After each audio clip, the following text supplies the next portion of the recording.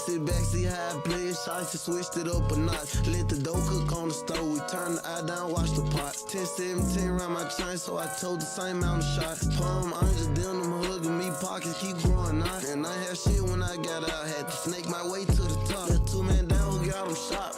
Brr, switch out the Glock. Mug around me, get you pop. I treat everybody like we move with flip phone and pages, cause the my phone get shit lost. My operation too major, I pose cause the feds watch. My firearms and narcotics, do first degree boys and robbery. KD rolling backwoods of them dead ops, I had to spot. Double cup filled over walking. They medicine in my body. Signed a deal and went bought P, put them vacuum seals in my product. Want to order up 160 bags of them was garbage. Know I'm slimy as it get, I got all way here off of knowledge. Know I can't put up my 5 this or never, not even problem. Since a young and bitch shit poppin', since true joggers and rob. We backseat niggas for flies and leave his head like Dennis Rodman. When I pop out rich immediately, bitch, they say shots to the heart. Besides rap, I was getting rich regardless. Got this shit forever tatted on me, king of my apartment. Everybody keep on yapping till them 6'2" get the spark. Cut the block off, start the traffic. Car come through, the Drake gon' park it. Brr, brr, big brr, brr. Shots, just switched it up a notch. Let the dough cook on the stove. We turn the eye down, watch the pot. 10-17 around my chain, so I told the same amount of shots. Palm, I'm just down them hugging me, pockets keep growing out. And I had shit when I got out, had to snake my way to the top. That 2-man down who got him shot. Brr, switch out the Glock. Mug around me, get you pop. I treat everybody like we move with flip phone and pages, cause the my phone get shit lost. My operation too major, I pose cause the feds watch. So I stay dripping on the daylight, know that them boys clock. Got a 40 on me right now, I ain't never scared. You know that I'll shoot this bitch up right now, cause I never cared. Gangsta to the core, with the war, like a leatherhead. Ass hurt they sore. Yo, what's doing, boys? How are we? Thinking about my boy, don't sip Remy, I just poured. We had blowouts on the score, we couldn't catch him, so his brother did. Bring it to your door, spent a milli, ran a 4. Big old hammer like it's looking alright. Cause my Cubans cost 100 grand. Stupid, is you stupid? I got one up, I shoot it. There we go, now we're in the middle. Rock designer like I looted. Bloody hearts, I'm not Cupid. 7 cars, this my new whip. Front line where I stood for you. You ain't do shit. Alright, well, how are we? How are we? Is anyone in here? Welcome to the stream. Welcome to the stream. We're going to be doing a little bit of a reaction shit today, if I'm honest. Chatting. Alright.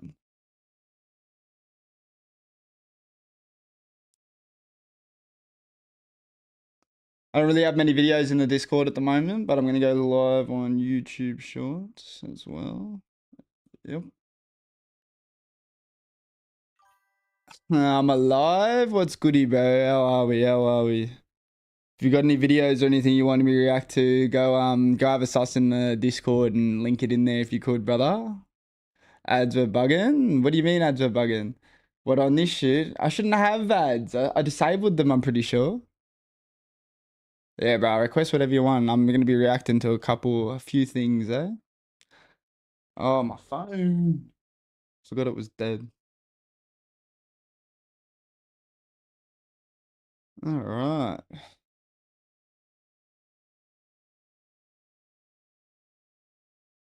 I'm from California. You know what? First video is first video we're gonna watch. Building your app on base 44. Describe it. And it's in February 2024, a news helicopter started following a blacked-out C-7 Corvette in West LA. It began with a routine traffic stop and ended with the driver turning off his headlights and flying along the highway like a ghost. The police tried to chase him, but their ground units didn't stand a chance. All the choppers. Wait. I'm trying to look at the audio and shit. I need to restart that. We're restarting it, boys. Let me think. What am I doing? Also screen's black, I don't know. Wait, screen's black? Wait, so you can't see the YouTube thing down here? You can't see this? Nah, I'm good, bro. I don't need you to promote me. I appreciate it though. I'm all good. Is that all kick is, bro? Just all that crap. Swear to God. I can't see jack shit? Really? Fuck. I'm gonna make sure, bro. I'll make sure of it. It's fully black?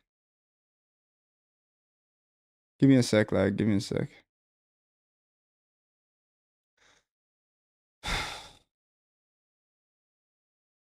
Refresh the stream, bro. For me, it's fine. Yeah, it's all good for me.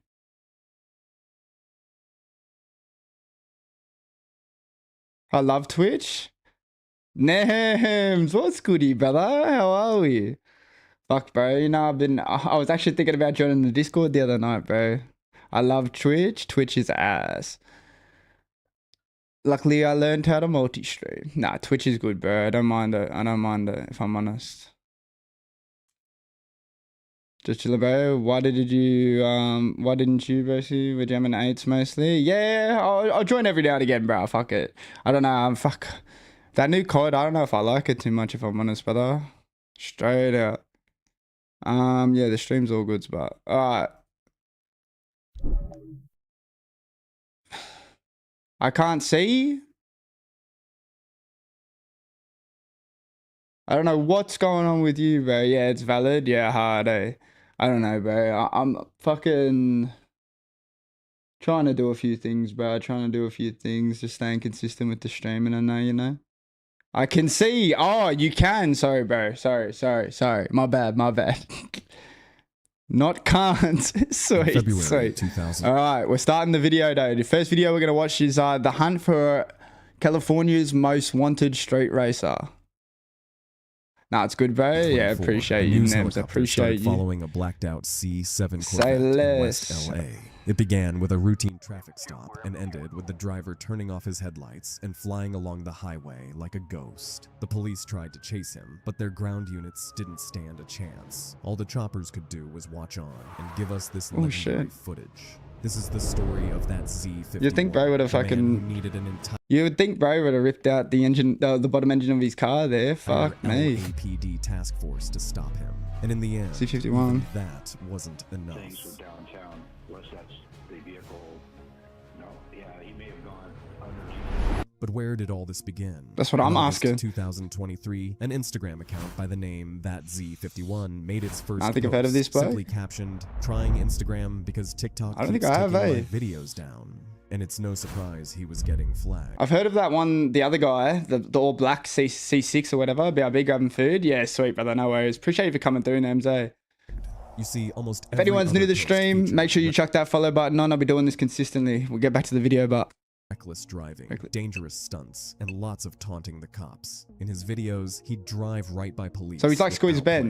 brakes, almost encouraging them to chase him. And when they did, before long, the followers began pouring in. Likes, comments, support, all for this crazy driver with his modified Corvette. That Z. that's the difference between where we are in Australia. In Australia, they don't post like, they don't film and post like on the news. Like you're not following the people that are in the cars, you know what I mean? Like here, it's like it's broadcasted like it's entertainment or something.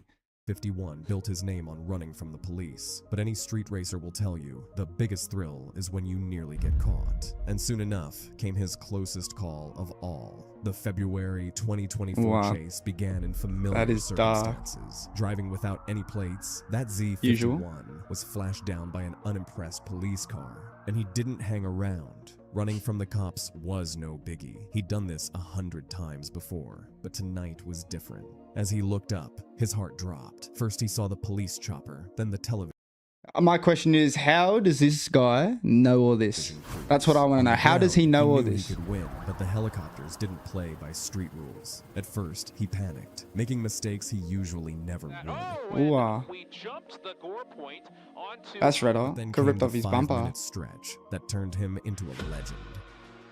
Here's how it all went down. The first big decision came on West 22nd Street, just off Santa Monica Highway. If he'd carried on along the freeway, he would have arrived in West LA. There, he would have been faced with large, Yeah, probably. open roads, perfect for losing cop cars, but terrible for what he had in mind. But East LA, well, this was perfect. The high rises there would provide the perfect cover for what he needed to get out From of the view of chopper, the choppers. To think this quickly, while weaving in and out of traffic at over 170 miles per hour is madness, but somehow that Z51 stayed calm. He took the exit and made his way eastward. As he arrived in downtown LA, no one knew he was about to pull off one of the greatest moves in getaway history. Sections he was favoring north and southbound roads, and now we're kind of going on these east and westbound roads. So as we move Air 7 HD a little bit to the west, hopefully we'll be able to see him. No. Did you miss it? Here's another station trying to keep up with him. Oh wait, he might have turned around. I would say it's like having What? another producer in the room that knows exactly what your song needs. This is I reckon he went into a parking garage. What are we saying? Samples that fit your track. It listens to your You're track and kidding pulls in me. samples that fit the I rhythm. know, hey. I need to get YouTube. Hey, leave me alone, leave me alone. As fast as What, does ad blocker still work? It really has slowed down a lot by As one commenter put it, that little move juked like 3 other helicopters. By now, only Yeah? Fox's helicopter I'll was download that shit right now. Right now. Well, I'm replaying this bit because I want to see what the fuck happened. Ad blocker. Oh shit.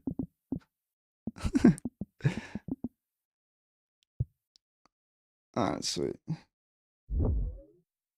Unblock Origin. What? What's that? What's unblock Origin? Quickly before I install this. What is it? What is it?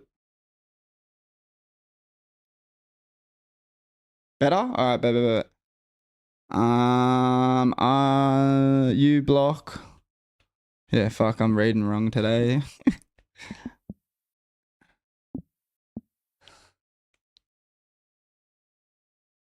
Does it work on yeah, bet.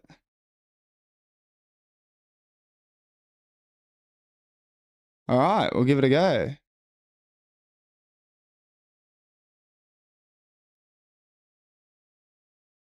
You block has been added to Opera. Alright. So how does it work? Is this it? Or is it working now? So I should be able to, I should be good. history. Sections he was favoring north Should be good and then. southbound roads, and now we're kind of going on these east and westbound roads. So as we move, So that was Air him 7 going HD quick, a I'm little bit assuming. to the west, The one that was there. hopefully we'll be able to see him continue down. Did you miss it? Here's another station trying to keep up with him. Yeah, he's got to go into a parking garage or something, Wait, might surely. have turned around. Turned around. can do. We saw speeds as fast as 160 miles an hour, and he really has slowed down a lot by. As one commenter put it, that little move juked like 3. So what are we saying? I reckon he's either gone boop straight into this parking garage down here somewhere, or he's gone whoop and then chucked it as soon as he's gone out of view, and he's coming down here. But 3 other helicopters. By now, we'll see. only We will Fox's see. helicopter was still on him. But that Z51 knew exactly where he was going. Just like that, he had shaken off Hey. the entire LAPD and become a legend in the span of 5 minutes. His popularity skyrocketed, reaching 600. That was pretty clean, though, I'll be honest. And more than Lost the 50 choppers like million that. views across platforms. Fuck, There was 50 no denying million? it. He was one of the most famous underground drivers in the world, and he let the LAPD know it. But how did he pull off this impossible escape? The C7 he was driving is quick. That's on what I its thought it own, was, a sure, C7. but it can't hit the speeds we witnessed in that footage. That's because it wasn't just any C7. You see, the name that Z51 isn't random. It's what they call the modification package for the C7 Stingray, a package Wow. that turns it into a beast. Better brakes, Crazy stiffer work, hard. suspension, higher top speed. This package allows the C7 to nearly match the Z06, but without the supercharger. But you didn't think that Z51 would stop there, right? His version was a monster, powered by a 6.2-liter V8 with a custom camshaft and Yeah, E85 hard. This is fuel mad system. editing. His car produced over 600 horsepower and went from 0 to 60 in well under 4 seconds. 600 brake horsepower. Fuck me dead. And it 4 needed seconds for a every Corvette. ounce of That's its alright. power That's not to get bad. away like it did. That's really good for a But with Corvette, the actually. popularity the chase had brought him, a new problem emerged. He now had a target on his back. The way A he Corvette, probably, I reckon, 1400. They're not that big, because fuck, I'm comparing them to a Commodore, which has the same engine, and they weigh about 1500 kilos. So I reckon about 1,300 kilos. Police had provoked Look it a up. backlash. Let me know, Unlike brother. Let me know. most racers, the cops had taken this personally. They sent him DMs warning him that the department was looking for him. And behind The police were sending him DMs, letting him know that they were looking for him. Are you kidding? he taunted police had provoked a backlash. Unlike with most racers, the cops had taken this personally. They sent him DMs warning him that the department was looking for him. That's And behind the unprofessional. scenes, they weren't lying. Trouble was about to come his way. The trouble started as soon as that Z51 posted his first YouTube video. The video showed him at a small underground meet in San Diego. No Instagram, no flyers, just word of mouth. In fairness to him, that Z51 had been careful. He'd blurred faces, blocked out street signs, Wow. but in the end, That's none smart. of it would be enough. You see, Wow. we have to give the cops some credit. On the morning he posted his very first video, the police were ready to pounce. Within hours, they had analyzed... Well, you got people like that GeoGuessr guy that can literally spot you from anywhere. You know what I mean? Like, so the police, if they hire someone like that, this guy's fucked, man. the video, and instead of beginning a chase they knew they would lose, they were now lying in wait. Oh, they instead. hard. And that Z51 was about to walk right into their trap. What you're about to hear is an unprecedented account of what went down that night. It started quite simply. The event was packed with swarms of people who had seen that Z51's video. When he and his cameraman rolled up, they immediately knew something was off. That's a nice Cops Mustang. were everywhere. Marked cars, unmarked ones, even helicopters circling the area hours before the meet. Now, yeah, He tried that's to stay sus. low-key, only leaving his car to take pictures with his fans. But in the end, even a helmet couldn't hide his identity. The Z51 had been on edge the entire event, so as soon as it ended, I would have he got too. some footage Fuck of that. the other cars leaving, then made to exit himself. But then he saw it, the cop car sitting there, just watching him. That Z51 froze. He didn't have plates on his car, and the cop had definitely recognized It's a bit him. He and his dramatized, but- cameraman sat in silence. A minute passed. Both him and the cop car were locked in a standoff. Who would move first? The cop broke the silence. His car crept forward, but shockingly, it drove off. Reese was all part of their plan.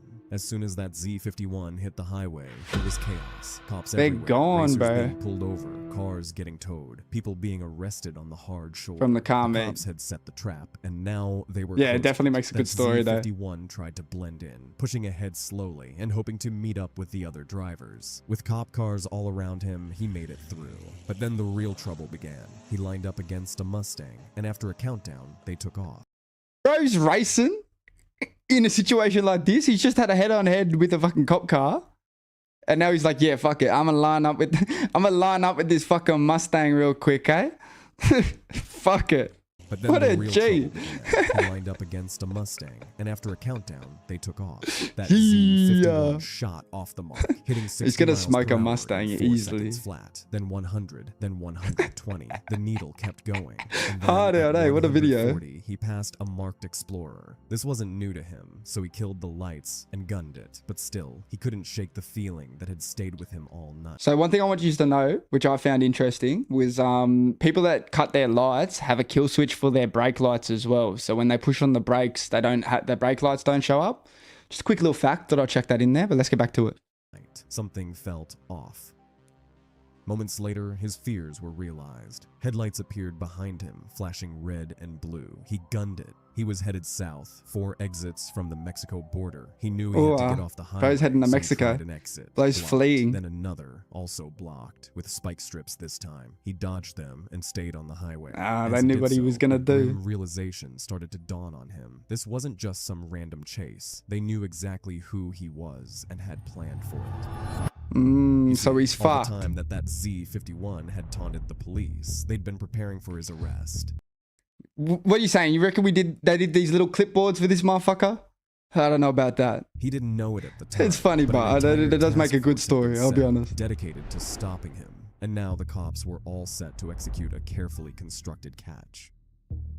But not if that Z51 had anything to say about it. Flying down the highway at 170 miles per hour, he saw the plan as it began to unfold. A cop car was up ahead, performing a traffic brake. Right before his eyes, he saw the cars converging, the space narrowing, cutting him off. His foot hovered above the brake. He'd have to slow Bro's gonna do some down. Dukes of The game Hazzard was shit, go surely straight out. through it. And then he saw it, a gap to the cop car's left. He locked on, his eyes paving a path before him, cars pulling across as the gap grew ever narrower. His chances were slim, but the alternative was getting caught. And that wasn't... No, you gotta go, He slammed brother. the accelerator 100 meters now from the gap. 50, 10. He closed his eyes and braced for impact.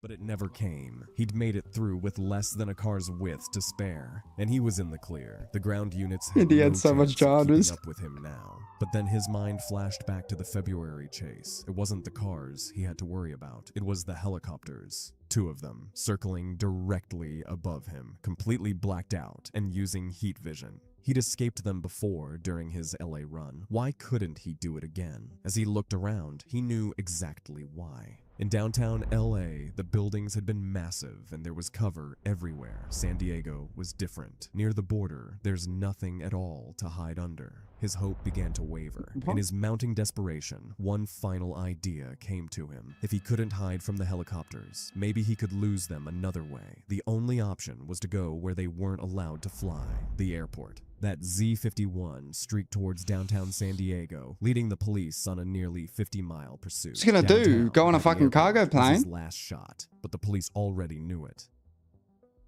That Z-51 was eventually arrested in a loading dock under an overhang somewhere in downtown San Diego. The routes to the airport had all been blocked. The task force had prepared for Imagine going to work this day and this motherfucker's decided to go fucking do this and they've blocked off the fucking highways. Oh, you'd be fuming, wouldn't you? As he sat in the loading dock and saw the blue lights flashing behind him, his cameraman turned to him and said, "Do we run again?" "There's nowhere to go," said that Z-51. They won this time. The police weren't humble in their victory. They made a post celebrating It's a good the catch story, where they taunted though. that Z-51 just like he'd done to them. On September 17th, 2024. with Yeah, watch fans out, Nems. speculating Watch as to out. why Streamlabs that is getting ya. Z-51 had gone dark. Wait, what did he say? The Sorry, official sorry. C4, with fans speculating as to why that Z-51 had gone dark. The Oh. official CHP It is this fucking guy.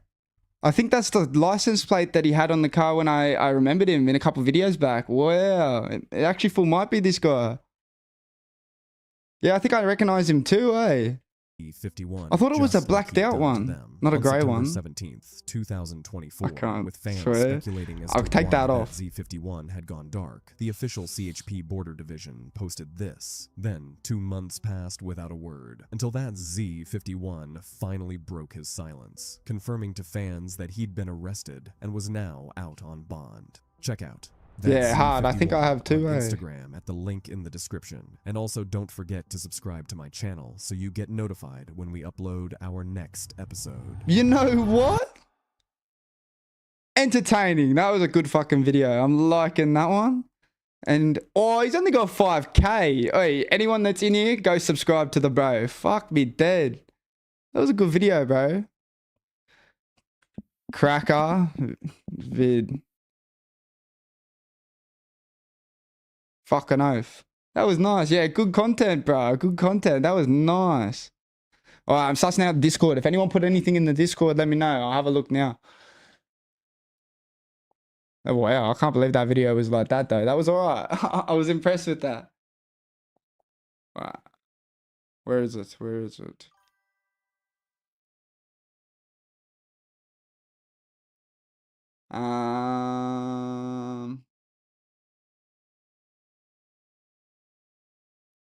I don't know how to turn off the fucking sounds, eh? It's really weird. Whenever I get a note, whenever you send a message, Nems, in the chat, can you hear that little fucking noise that it makes, or am I tripping out? If you can't hear it, then I don't care. But every single time someone chats in the chat, I can fucking hear this little noise. Alright. We got anything in here? No. Alright. Random video again. Oh, that one looked interesting. The hunt for the world's most famous street racer. Oh, if you know who this guy is, he's the one that made that fucking 1400 horsepower Supra and raced it on the highway to test it out to see if he could get the top speed or whatever. I'm watching that one. That one's a must. The cost of becoming Jinxie. Fame isn't free. True?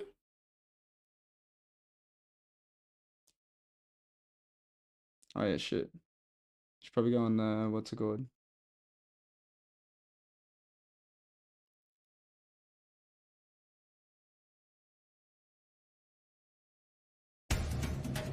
With complete disregard for the existing law. Alright, we'll watch it in a sec, I'm just gonna make sure everything's going good on the YouTube shorts and shit.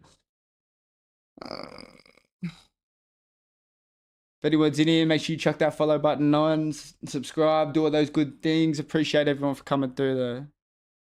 I'm not ending, don't worry, I'm just fucking saying that, you know what I'm saying? Just making sure everything's going good. Yeah, we good. Alright. So this is the hunt for the world's most famous street racer, Smokey Nagata. I'm going to actually go chuck a piss before I watch it because I just realized it's 17 minutes and we're going to watch it all the way through this time, pretty much. I'll be back in just 1 sec. Get you some tunes playing, Nems, while you're watching, eh? Take it too hard. We the best music. Another one. DJ Khaled. Scratched $1 million off my checklist 3 years ago.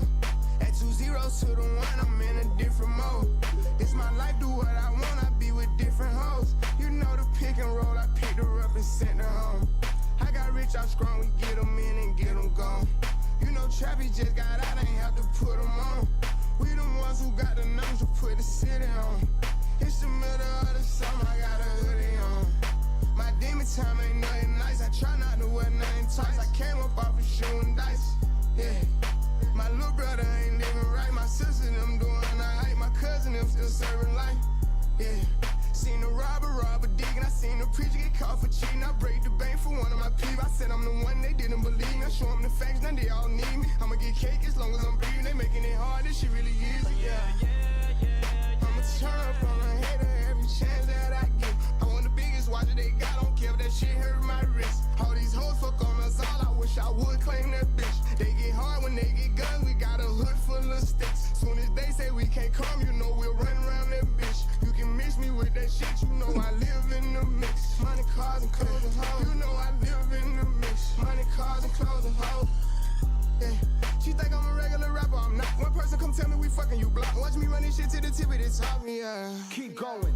Put my kids in Givenchy. She must ain't 1 + 1 is 3. I can't support your personal needs. She don't got a mortgage, moved in with a need. These niggas be capping, them cars be leased. Youngers in charge, I speak for the streets. I would nod and nod. They woke up a beast. Struggle with me, we used to have one for dinner. We didn't have nothing to eat. Soon as I get his ass, they gon' look on me bad. I'm like, damn, he was fucking with me. Alright, we'll turn off the music. Alright, get that shit off. Get that shit off.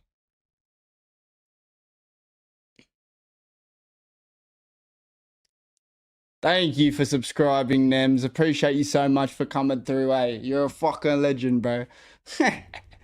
Oh shit, I just realized I turned off my light, eh? Fuck, makes it a lot more darker in here. Makes me look a lot more red. Let me turn that shit on real quick. Oh, my phone, rest in peace.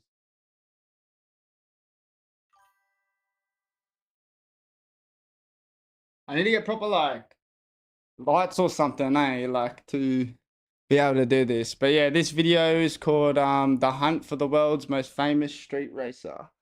This shall be a good one, I reckon. With complete disregard for the existing laws in any country he goes to, Smokey just wishes to fulfill his need for speed. In England, even stopping off to the side of the road will get you busted. The penalties for a speed violation are very severe here, considered a felony conviction or even imprisonment. And Smokey wants to do a 200-mile-per-hour Appreciate run. you, Nims. That's what I'm saying. I remember this. To stop him, but off he went. This is the story of the man who turned a Toyota Supra into a legend and got banned from an entire country for it. What you just watched made him an international legend. But to understand what happened, we need to go back to where it all started, to a farm in northern Japan. and to the unlikely journey of a mechanic who became obsessed with speed. This is how a quiet farm boy named Smokey Nagata became Japan's fastest outlaw. Smokey Nagata was born in 1960. From milking udders to skidding shit, eh? What a beast. On the island of Hokkaido, the northernmost region of Japan. His parents worked a farm surrounded by snow-covered mountains. It was quiet, traditional, about as far from the world of high-performance cars as you could possibly get. But Smokey's father had a secret passion. He loved driving fast, and from the moment Smokey was old enough to peer over the dashboard, he fell in love with that feeling. By 14, Smokey was driving the family farm truck. At 15, he'd saved enough money to buy his first car, what did a beat-up Mitsubishi Galant GTO that barely ran. A neighbor who worked as a technician at the local Toyota dealership saw something in the kid. They worked together to get the car running. The first this guy's like hella famous, bro. He like that Supra is crazy, bro. Crazy. Smokey did was drive it to school, which immediately got him expelled because driving at 15 was illegal. Wow. But that Toyota technician saw potential. He convinced the dealership to hire Smokey as a mechanic. At 16 years old, Smokey became the youngest employee in the entire company. For 2 years, he absorbed everything, how engines worked, how to make cars faster. But Hokkaido didn't have a racing scene. There was nowhere to test his skills, nowhere to prove what he was learning. So at 18, Smokey packed everything he owned and moved 800 miles south to Tokyo. No money, no connections, just took off, just an obsession with speed and a belief that somehow he'd find his way into the racing world. He got a job at Trust, the company that would later become famous for the Greddy Performance Parts brand. They put him in the packaging department 10 hours a day, putting exhausts and turbochargers into boxes. It was mind-numbing work, but Smokey had a plan. After everyone went home, he'd sneak over to the racing division and offer to help the mechanics. And slowly, Smokey started working on his own projects in secret building cars for top speed, making parts that didn't exist yet, creating things that were faster than anything Trust was officially producing. Eventually, his bosses found out. They weren't happy about it, but they also recognized that Smokey had genuine talent. So they made an unofficial deal. Oh, no way. Keep working your day job and we'll look the other way while you build whatever you want after hours. That's where the name came from, Top Secret. Because everything Smokey was creating had to stay hidden from his employers. And the timing couldn't have been good bosses, perfect. Straight the fuck out. This was the early 1990s. Japan was in the middle of an cameras, automotive golden age. The Mazda RX-7 had just launched with its twin-turbo rotary engine. The Toyota Supra arrived with the legendary 2JZ inline 6. The Why show that Supra though? Why show the new one? Brought all-wheel drive and advanced electronics. Beast. These weren't just sports cars, they were engineering masterpieces that could be modified to levels nobody had seen before. The Japanese tuning industry exploded around one obsession, top speed. Who could build the fastest car? Who could hit 300 kilometers per hour? Who could dominate the Wangan, the Bayshore Route Expressway connecting Tokyo to Yokohama? 70 kilometers of mostly straight highway that emptied out after midnight. And on that highway, 70 kilometers. in the middle of the night, the most elite street racers in Japan were gathering. They had a name, the Midnight Club. Yeah, that's why I know him. He's a part of the Midnight Club. Separated them from every other racing crew in the country. To join, your car had to be capable of hitting 160 miles per hour. Yeah, that's why I know these guys. He's a part of the fucking Midnight Club. If you people don't know who the Midnight Club is, I know you just realized, Nems. I know you know who it is, Nems. But for everyone else that doesn't know, fuck, that is a beast of a fucking thing to be a part of, man. Like, it's not a thing nowadays because it's too popularized and all this shit. But like that's like status, bro, in the car community. And on that highway, in the middle of the night, the most elite street racers in Japan were gathering. They had a name. Wow. The Midnight Whole Club, game made and they after them. operated by rules that separated them from every other racing crew in the country. To join, your car had to be capable of hitting 160 miles per hour minimum. But in actual races, members 220 regularly exceeded 200 kilometers? miles per hour, and they had to maintain those speeds for 15 minutes or more without the car falling apart.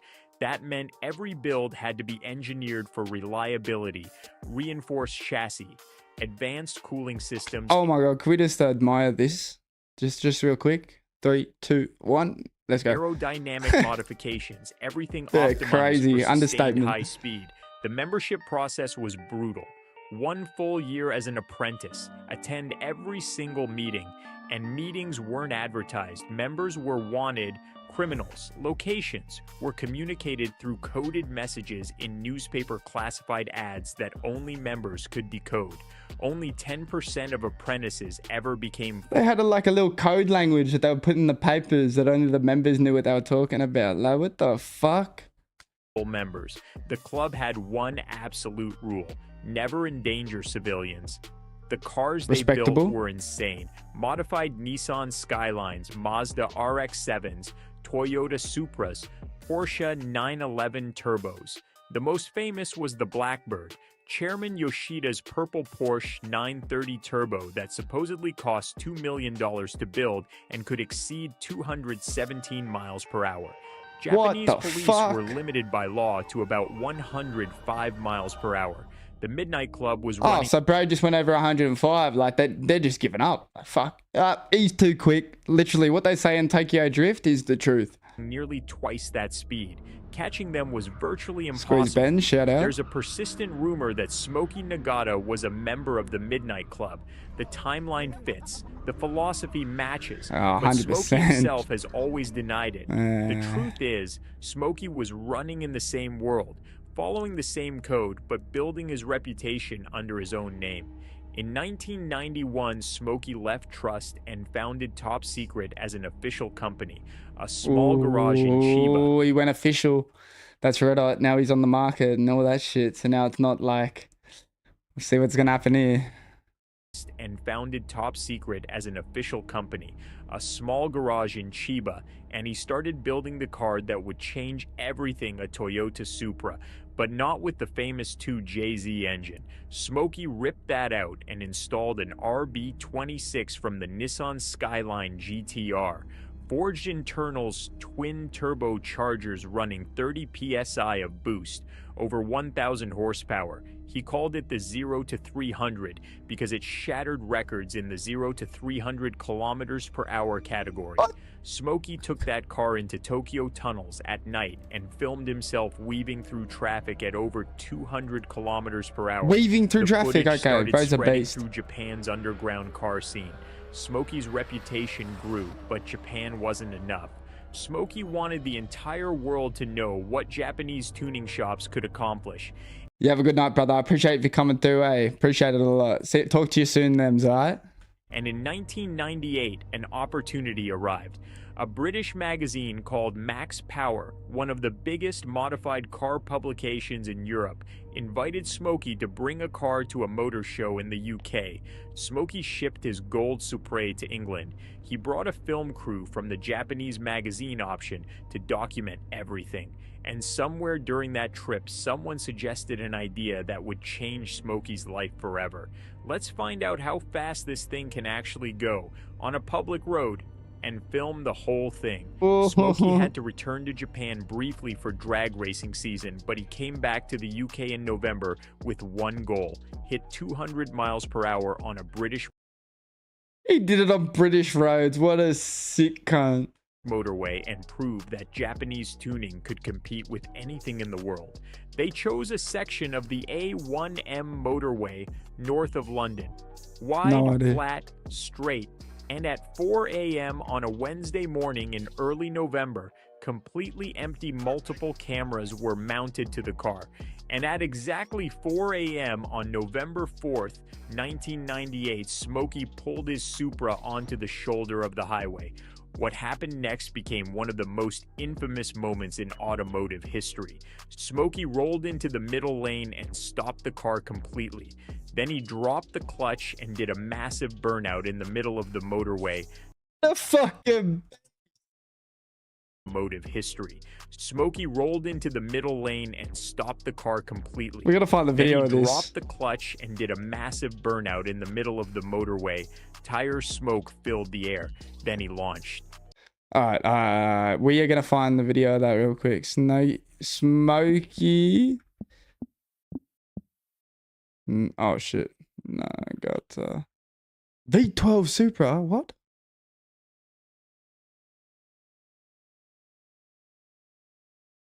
Which one is it? It'll be this one, surely. We'll have a look. We'll have a look. Power on guarantee. Your electricity is on. Oh, fuck. I thought you said these ads didn't. How much easier could your move be with AGL's power on guarantee? I thought this thing worked. Top speed runs everywhere, even overseas in England. We've finally made it overseas to England. Sounds like a fucking rotary.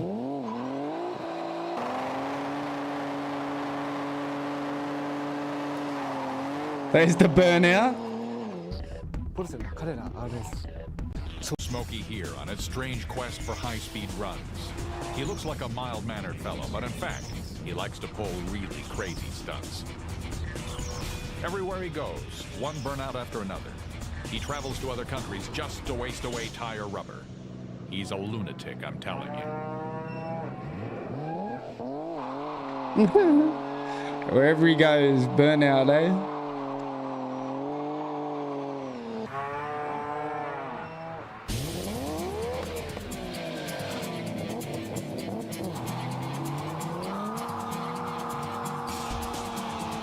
This guy.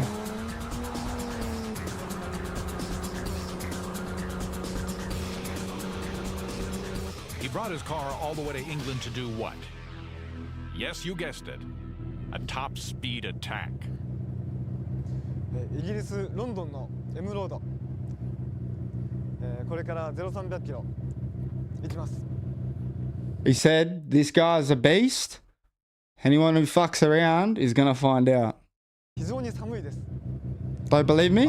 路面が濡れてます。 Just watch. Just watch. Telling you, that's what he said. For the existing laws in any country he goes to, Smokey just wishes to fulfill his need for speed. In England, even stopping off to the side of the road will get you busted. The penalties for a speed violation are This very is the severe video. here. So Consider middle felony lane, yep. conviction or even imprisonment. Burnout. And Smokey wants to do a 200-mile-per-hour run. We tried to stop him, but off he went. No, brother, I'm here. I'm doing it. 2 bar of boost. He keeps spinning tires all the way to 50. Smokey desperately tries to lay the power down to the pavement. All the way to 5th.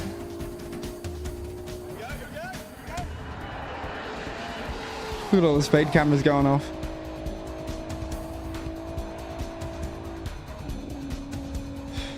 He reaches 197 miles per hour. Isn't that a world record on England's public roads? If the road was dry, he could have gone faster. Wow.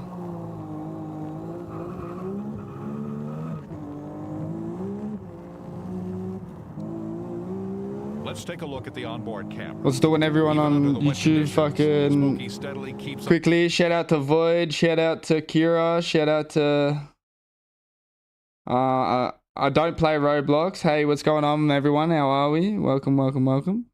I'm gonna have to get that set up properly. I'm gonna get that set up in a minute. Let's take a look at the onboard camera. Even under the wet conditions, Smokey steadily keeps on the gas. That's Smokey's style. No matter how wet it is, I'm gonna floor it. Fuck it. Anton Senna in the making. The cars around him look like they aren't moving. He's going super fast.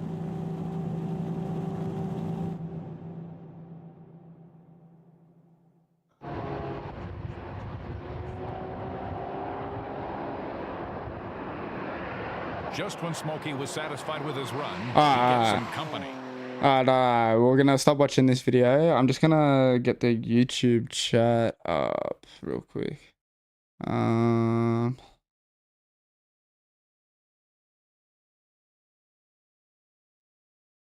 Live stream YouTube.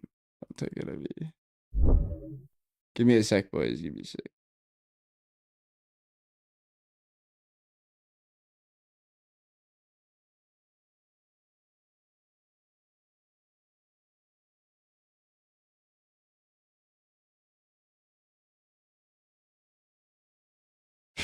Alright. If anyone's watching, fucking make sure you subscribe. I'm just getting the YouTube shorts fucking thing up.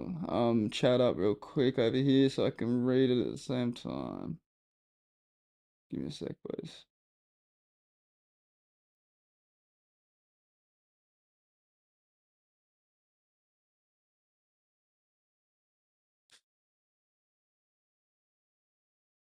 Why is it not working?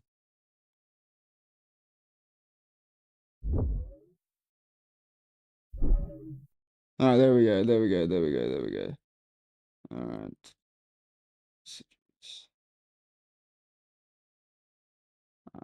Pop that chat.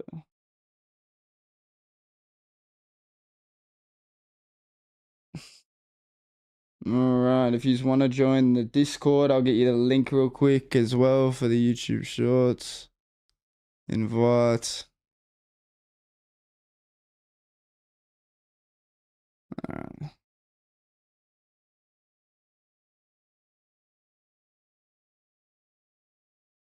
Alright. Discord.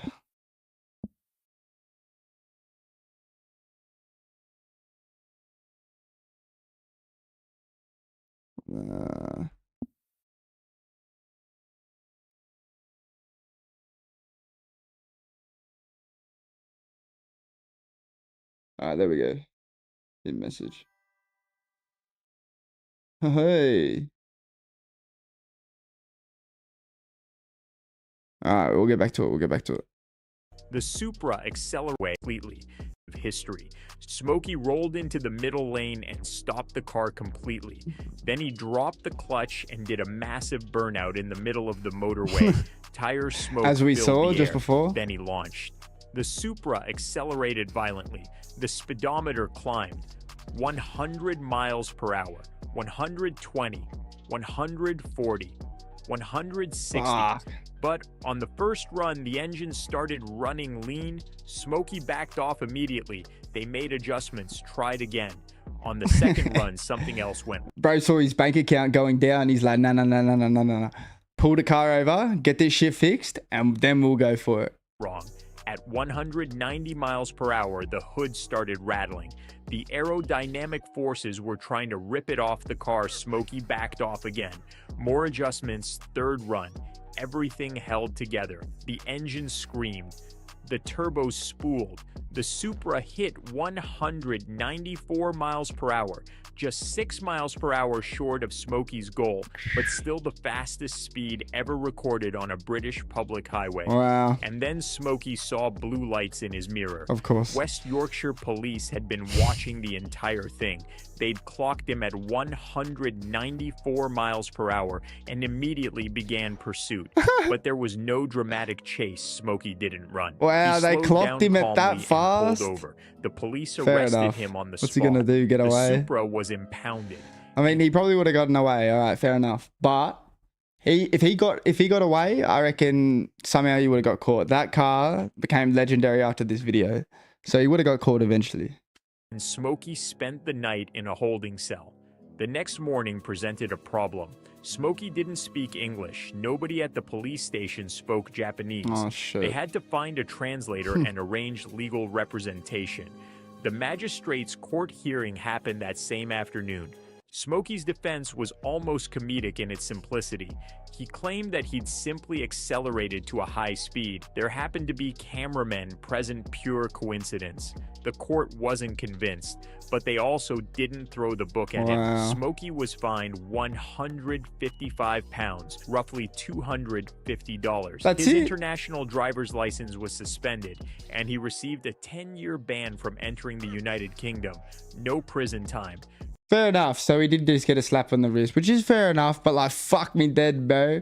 He did it. Like, I guess, like as you said it before, the rules of his midnight club, you can't hurt civilians. So I guess he did plan it out. But like, fuck, that is a slap on the wrist. In Australia, you would have got fucking. Smokey was convinced his career was over. He expected to return to Japan in disgrace. Expected his clients to abandon Top Secret. The exact opposite happened.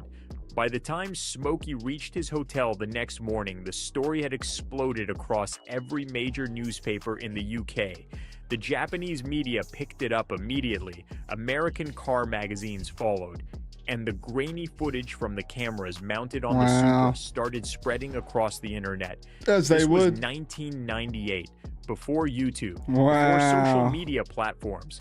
But the video went viral anyway. Really, the OG. Car forums, email chains, and automotive websites. Smokey Nagata became an international celebrity. Smokey Nagata. Smokey Nagata. I thought it was Smokey Nagata or whatever it is. Overnight. He'd broken a world record on a public road. He'd proven that a small independent tuning shop in Japan could build a car that performed at levels nobody thought possible. Fucking Top legend, Secret's man. Business exploded. Orders came in from around the world. Smokey's arrest wasn't a disaster. It was the greatest marketing achievement in Japanese tuning history. After the UK incident, Smokey sold that RB26 swapped Supra to a prince in Dubai, but he immediately started planning something even more ambitious. Toyota had discontinued the Supra in 2002 without announcing a successor. For Smokey, this felt like a betrayal. The Supra was one of the greatest platforms in automotive history. So what did this guy do? Fucking Toyota, they fucking betrayed me. So what did this guy do? Smokey decided to build Toyota's successor himself. He started with a 1998 Supra as the base. Then he did something nobody had ever attempted. He ripped out the 2JZ inline-6 engine and replaced it with a V12 from the Toyota Century, a luxury limousine built for Japanese executives. The stock engine produced 276 horsepower. Smooth and reliable, but nowhere near powerful enough for what Smokey envisioned. He completely rebuilt it.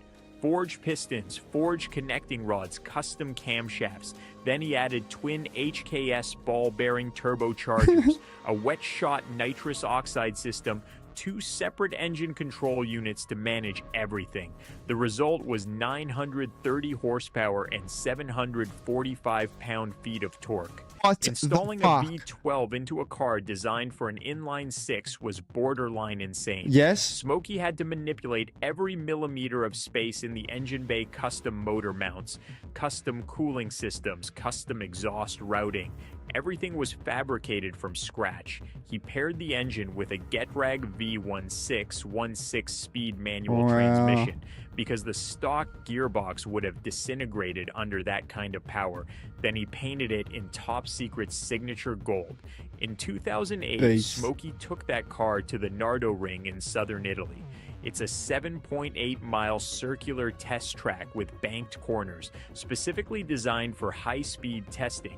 Smokey wanted to hit banked corners? What? Bro's gonna be driving like this, lad. 249 miles per hour. He fell short of that goal. Oh, it is pretty banked, set a eh? record of 222.6 miles per hour, will set a record of 222.6 miles per hour, making it one of the fastest street-legal Supras ever built. Wow. That V12 Supra became legendary. So it was a won V12. the 2007 Tokyo Auto Salon Championship.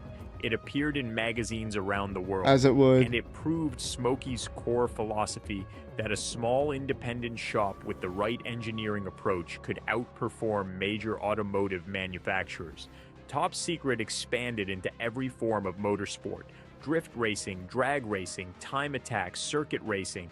Ryuji Miki won the 2004 D1 Grand Prix Drift Championship.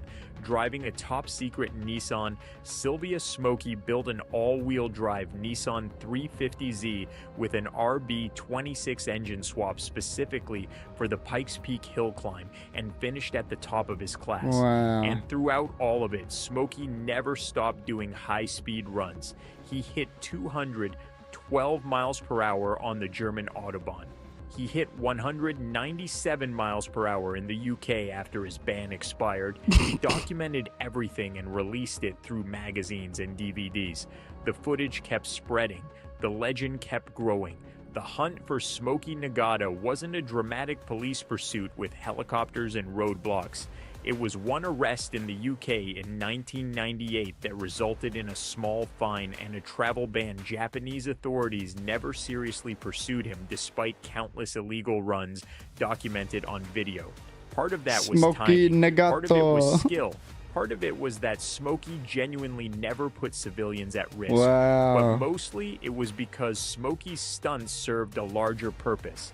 They proved that Japanese engineering could compete with anyone in the world. Fucking oath They he turned did. small independent A shops V12 into is crazy. internationally recognized brands. They inspired an entire industry. The hunt ended before it really began. But the legend just kept accelerating. So what do you think? Was Smokey Nagata a visionary who elevated Japanese tuning culture to the world stage? Or was he a reckless criminal who simply got lucky he never killed anyone? Was the Midnight Club an elite organization that turned street racing into an art form? Or were they just lawbreakers with fast cars? The answer probably lies somewhere in between.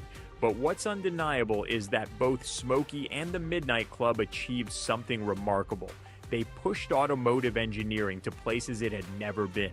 They followed codes stricter than most professional racing series, and they did it while somehow avoiding the catastrophic endings that usually come with stories like this.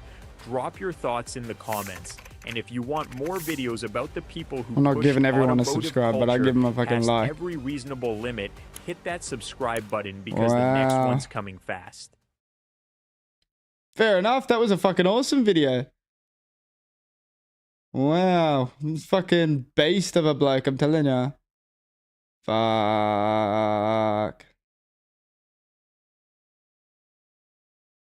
What a fucking beast. Anyways, guys, I'll be back in just 1 second. Oh, hey, what's going on, King Dark Sword, brother? Appreciate you for coming through. I was going to go get a drink, but I'll load up the next video first. Anyone in here suggested any videos yet? Welcome. Who's joined? Maddie, welcome. Videos. I got one that I saved on my watch later that I wanted to watch, boys. All right.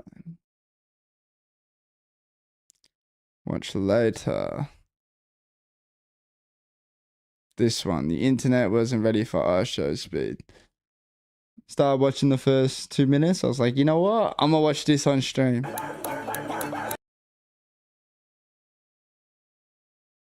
Mama, I miss you. Just talk to me, Mom. I had that one viewer, and that viewer made me keep going. I swear to God, Chad.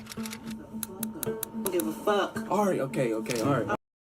His mum's telling him off. All right. That's sad, bro. Okay, all right. Guess what? I'm gay. No. I mean, I'm gay. Because I got mad and something like I just. How does he think of that?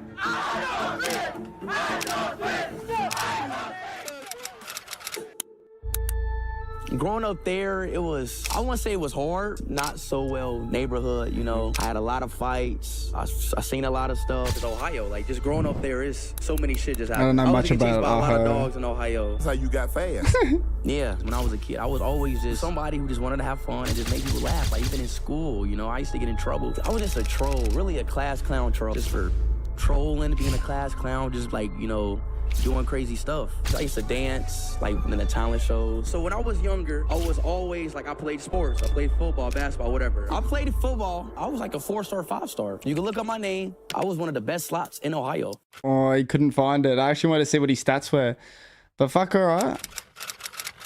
COVID-19. COVID-19. The worst thing to happen to this You world. remember COVID, right? 2020. Yes. In the recent times. I was around 14. You know, it was no school. I was bored and had nothing to do. You know, everything stopped. Stuck in the house, and just something sparked in me. When I made my gamer tag when I was 12 years old, I put I show speed because I always loved games. I was always a gamer. What a clean gamer tag for a 12-year-old, but I show speed. Hey, appreciate you for that follow, brother. What's going on, Techno, bro? How are we? And I made like videos when I was a kid, you know, just What's up, bro? that's What's pretty much doing? when my life changed. I sparked that first stream up. I had that one viewer, and that viewer made me keep going. He said, oh, what's up, Pacifics, man? What's up, my boy? Come on, bro. I Yeah. got 90 people in here. I want everybody to follow this shit. Don't sleep. Well, I did pretty much grow, like my whole really childhood. this is is some on the internet. I Hungarian wouldn't say music? Yeah, effort. no I was just worries. pressing Link it in go the live Discord. every day. I mean, like that was the effort there. Just going live every day for 3 to 4 hours. Then my sophomore year, I kind of gave up on school. I kind of gave up on everything that I had to my old life. I react to it after this, brother. Everything onto But my I just stream. link it in streamed Discord, every day. exclamation I mark didn't care about Discord. nothing else but YouTube streaming. So I Wow. dropped out my sophomore year. I was failing all my grades my sophomore year. You dropped out sophomore year? I didn't know that. Fuck, I know. How did your parents? So my mom, she kicked me out. She told me to quit. Yeah.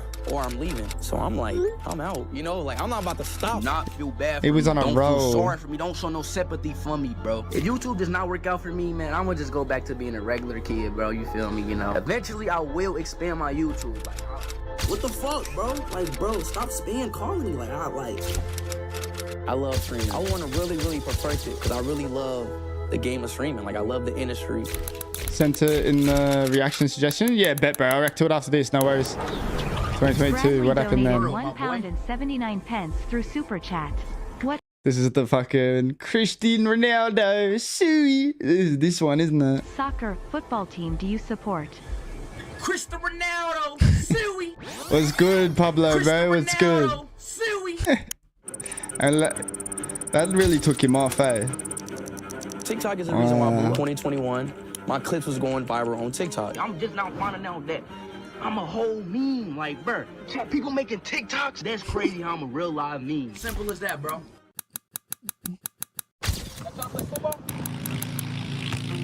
Before I play this, bro, who y'all favorite players, man? Messi. Ronaldo. No, Bandaz, Tokyo, Mbappe. Like, who the like? I remember these clips when he was butchering all the names. That was pretty funny, if I'm honest. Yeah, he had that was jokes. That was jokes. Who is this guy? Butterscotch? Butterscotch, eh? It was this dude named Bradley. He donated in my chat. He donated me. He asked me, soccer club I support. And I was like, Cristiano Ronaldo. And after that donation, that's where it sparked. I try my best to entertain people in a good way. Yo, tell this commentary to get off his nuts. Neymar Jr., fuck you, so I'm about to go with Rivaldo. Rivaldo. That's probably how I'd pronounce it, to be honest. When did you have this infinity with Ronaldo and like, man, I really like him? Starting like in 2022. That man, like I really like. Hey, Joaquinio, welcome to the stream, brother. Appreciate you for coming through. Thank you for that follow, brother. What's good? Respect people who like inspires me and keeps me going. When I seen Ronaldo, when I seen how he Not much, brother. What are you doing yourself? How his career was. Like his career is a legacy. Ronaldo! Ronaldo is me! What the fuck is bro wearing in this clip? Fair enough.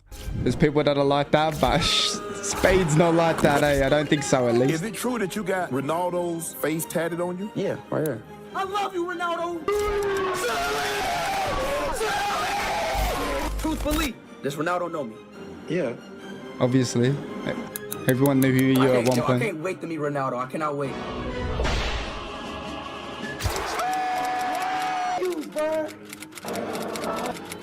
Well, because of that one donation, it sent him into all this. That is crazy, bro. Crazy. Hey, Rui, how do I meet Ronaldo? Yeah, that tat is crazy, man. I can't believe that shit, eh? I love you so much, God. I love you so much, God. Fair enough, it's his idol, but I think I've seen worse. Some people got like King Von tatted on them and shit.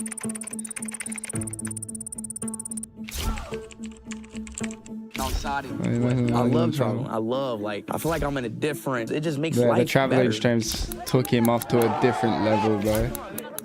Renting a girlfriend in Stuff just be Japan. happening. I don't even know how. I was IRL streaming, then some kid literally randomly came up to my security, was like, I know the Prime Minister. Then I heard him out. Literally, we got his number. Like 20 minutes later in my stream, we pull up to the Prime Minister thing. Just trusted this kid, like, oh, yeah, hopefully he knows the Prime Minister. And bang, he did. That's crazy. You know, it went crazy. Like, that's why I love streaming. Like, it's just everything's live and anything can happen. He turned. I should have read that. Starting out where you're like, oh wow, my streams feel different now. When I did my first Euro tour and we improvised that so well, like I was like, whoa, like this is something that I'm actually doing big. Then after the Euro tour, I followed up with the Southeast Asia tour. Now I'm doing more tours. That Euro tour, that really set my eyes open. Like it really made me think about so much that I can do. Kept making memories everywhere. But behind the bright moments, there's always darkness. I've been suffering very much. Has a mental breakdown. Tell me a joke. How much would I do to this? Not your aunt. You don't know nothing of her. You don't even know His our aunt passed relationship. away. That's sad. All y'all know is that Some my people aunt just don't died. give a fuck So though, y'all bring man. that shit up. That shit is fucked up. You know, And when everybody's it laughing at is. you. You show me and like, bro, reposting it. I forgot about Like, bro, that. how the fuck would you So it really broke down in here. motherfucker? How the fuck would you fucking feel? At the end of the day, I'm still a human being, bro. Hard. What's this? Papa Spade. I'm still proud of you, son. Yeah, he's got a really good dad, if I'm honest. Takes care of him. His father breaks down again. Yeah, look how proud he is. Just, what the fuck? And there was too much room, chaos, something. Bro, we gotta call the police, bro. They call the police We gotta because call of the police. this. There's no way we get out of this. Wow. Is that out of... Hey, I forgot about that one, brother. Fucking hell. Yeah, that was crazy. That was crazy. Full taunting him with the I show mate shit. Stop! Like, what? Like, look at these two people. Wait. Oh, no, that's his dad's song, eh? What? Yeah, I forgot about that. What the fuck? Fans, they jumped on your car, they pulled your hair, broke your camera, tried to pull your pants down, throw water on you to kiss you. You like the Beatles. You like Michael Jackson when you go Yeah, out he's of an crowd, A-lister. just hundreds and hundreds of thousands of people. This was in Netherlands tour, yeah. Everywhere. He's so stressed. Look at him sweating, fuck.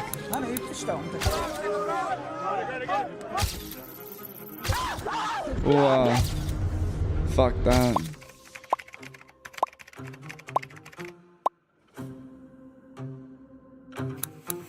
To Southeast Asia. I'm practicing Muay Thai in Thailand to try and live chicken and what? I would have never thought I'd be traveling to countries doing streaming, but you know, stuff happens. When you prepare to go overseas, you're going to Asia, and you're probably going for, what, a minimum of 10 days? How do you prepare for a trip like that? Ooh, there's a Good lot question. of security, cars. What are we going to do? What exits we're going to take? Activities, permissions, camera, internet, switch cars, doppelganger. You gotta like, I got somebody on my team that look like me. It's a lot. It's a lot. That is crazy. Got someone that looks like him. Fuck me dead, bro. And that's every time you go overseas. If I'm doing a stream, yeah. Wait, what did that Go say? overseas. If I'm doing a stream, yeah. And success doesn't wait for you. You're gonna catch your breath. He toured even in the more of Southeast Asia. You cross 30 million subs while you're on an Asian tour. But that's not all he gained in the tour. 1 million live viewers is crazy. What the fuck? Having 1 million viewers is like something that like I dreamed of, and that always been a dream of mine. Me having 1 million. I don't think I've viewers ever has heard of always that been a dream actually. mine. I thought it was like So when I 500,000. reached that moment, I just genuinely started crying. I went into a country and Wow. they just showed me so much support and just welcomed me with open arms, you know. Just 19 years of age. He won something good, I think. Award goes to I chose speed. Streamer of the year. The countries that allow me to, you know, streaming them. I want to thank everybody. Streaming really allowed me to express myself in so many ways and just show who I am. Sir! What do you want to be remembered for? Oh, the greatest streamer to ever live. I'm doing fucking greatest well. content creator to ever live. Oh, he's doing well. He's doing very, very well. Lives. If you finally got your stream looking good and your mic is sounding. This is the guy if you want to know how to set up your YouTube shit. Alright. Bro requested some Hungarian music. I'm gonna have a slice of that real quick. Alright, let's have a look. SoundCloud? Yeah, fucking oath. Just give me a sec though, bro. My mouth's heaps dry. I'm gonna go get a fucking drink of water real quick. And then I'll listen to it. So just give me 1 second. I'm the only producer and engineer on this? Yeah, fucking oath, brother. Well, mad. Well, I'll be back in just a second. Give me a minute.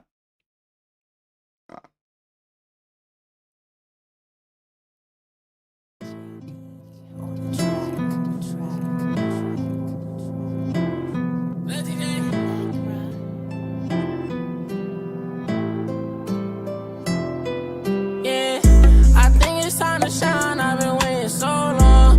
Bros keep serving time. He been going for so long. And I promise I'ma do this shit for us. Just hold on. Hold on, hold on, hold on, hold on. And the telly sipping Henny and I got my robe on. And they know I'm throwing bullets till the ops are go long. They weren't ready for that last drill. Told us hold on. Bro, gone, ain't no chill, but we gon' go strong. Hopping out, I got a man hitting through the dash. Celebrating life. I ain't one for all this to get physical. Don't get left where they gotta come visit you. Gang, call them out to extort you. Little more than 180 to force you. Keep me shining cause I can afford to. I'ma stay so I gotta move course. Happy I'm living the life I was given. Now we ain't shaking no thing that I'm slipping. I pull up, I'm gripping. Still making my chicken. You mad? My bad. Little TJ ain't tripping. Ain't mad cause I'm stacking my nine. Ain't fucking they thighs. I'm still putting on for the block. Still on my way to the top. And I'm still in the booth. Cause my hunger ain't never gonna stop. Shopping this fuck on my mind. Ain't wasting no time. I'm focused on better in mind. But it's gonna win up your spot. Don't search from behind. Little TJ ain't one of a kind. It's the reason I gotta go off. Take them out to the hood. It don't matter the cost. 17 life is short, but I'm rich in the board. See the haters and smack cause they hate our flaws. I think it's time to shine. I've been waiting so long. Bros keep serving time. He been gone for so long. And I promise I'ma do this shit for us. Just hold on. Hold on, hold on, hold on, hold on. And the telly sipping Henny and I got my robe on. And they know I'm throwing bullets till the ops are go long. They weren't ready for that last drill. Told us hold on. Bro, gone, ain't no chill, but we gon' go strong. Bro, gone. Body drop all the time, but I'm still finna kill some. Run up on me and that's still drumming. All my life I've been hungry, that meal coming. Me and my niggas must getting no credit. We tryna see comments on Reddit. I told my niggas we all gon' be fine. I promise, remember I said it. I'm in the foreign switch lanes. I took off the brain for all them nights we went through pain. Dripping, I'm making it rain. Little TJ my name. You see what it say on the chain. I've been doing my own thing. When it come to that money, I flip it like cocaine. She eat up and get protein. I just hit it and double, no cuffing or no game. I be shitting with no shame. And I been with that nigga for rapping with no chain. Where I come from, they toe thing. Little niggas out bugging, they shooting with no aim. We ain't never put no pain. How the fuck you gon' tell your homie that's so lame? I won't never say no name. Oh, let's turn that shit off. Alright. So we are reacting to this song that is produced by the bro in the chat. Techno Gauzi.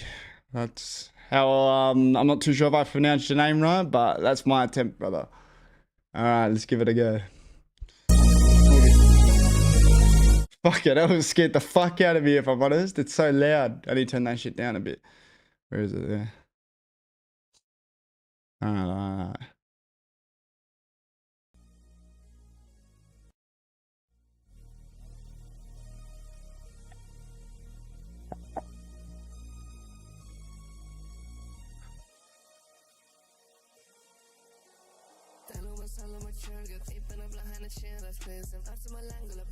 This is alright.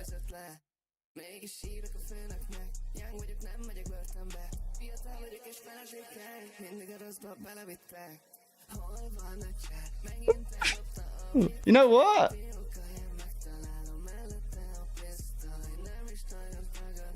Wait, I don't know if you guys can hear it that well, actually. There we go.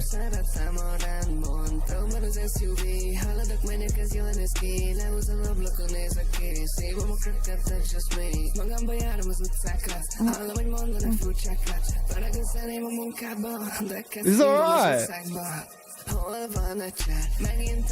Oh, hold on. What was that?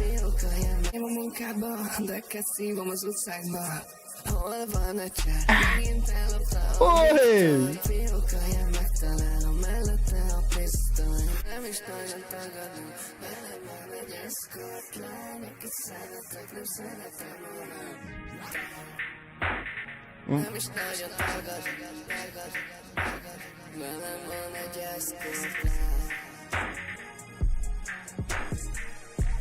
Wow. Wish I could understand what he was saying though, if I'm honest. Wait, I didn't catch it. Wait, I didn't catch it. I spoke over it. I didn't realize there was a beat switch. Let me listen.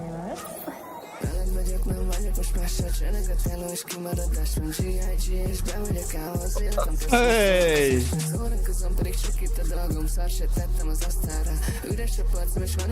What the fuck? You got talent, brother. You got talent.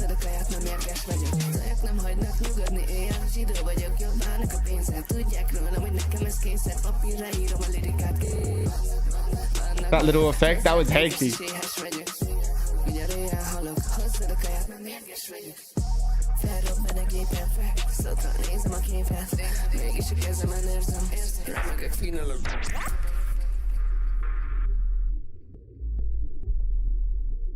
What's this?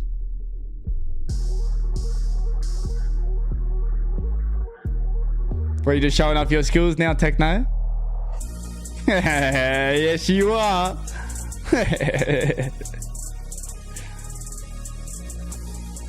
That's actually a really nice beat, man. Holy fuck. Wow.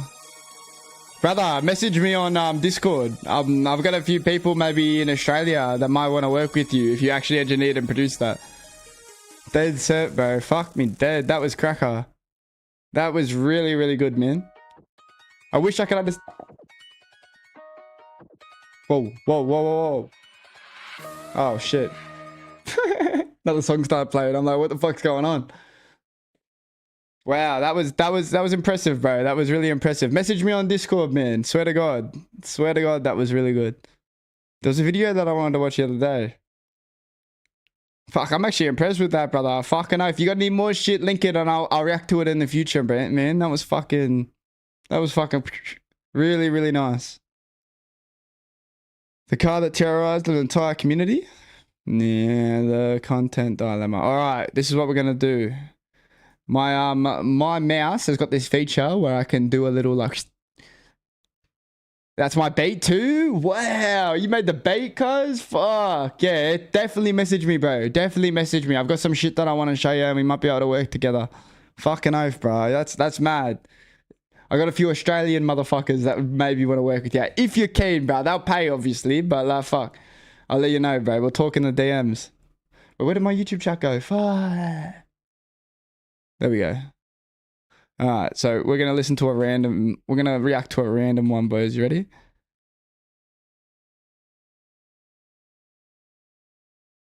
Alright. Hands up. Whichever video it lands on. Or whichever, like, couple of videos. Alright, what are we reacting to? Why people can't go to Antarctica? 3.2 million? I became the Terrifier in GTA RP? Nah. Not a bait. How to mix vocals? Nah. The church of what's happening right now? Nah. This YouTuber is in big trouble. 33-minute video. No, I'm not watching that. It's way too long.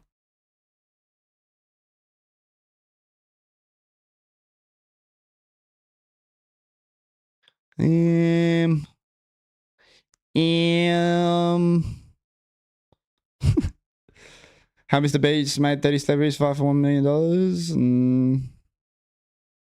Finance is the best one yet. 6 minutes. We'll watch this. Hey, anyone who hasn't watched the Avatar yet, click off this video right now.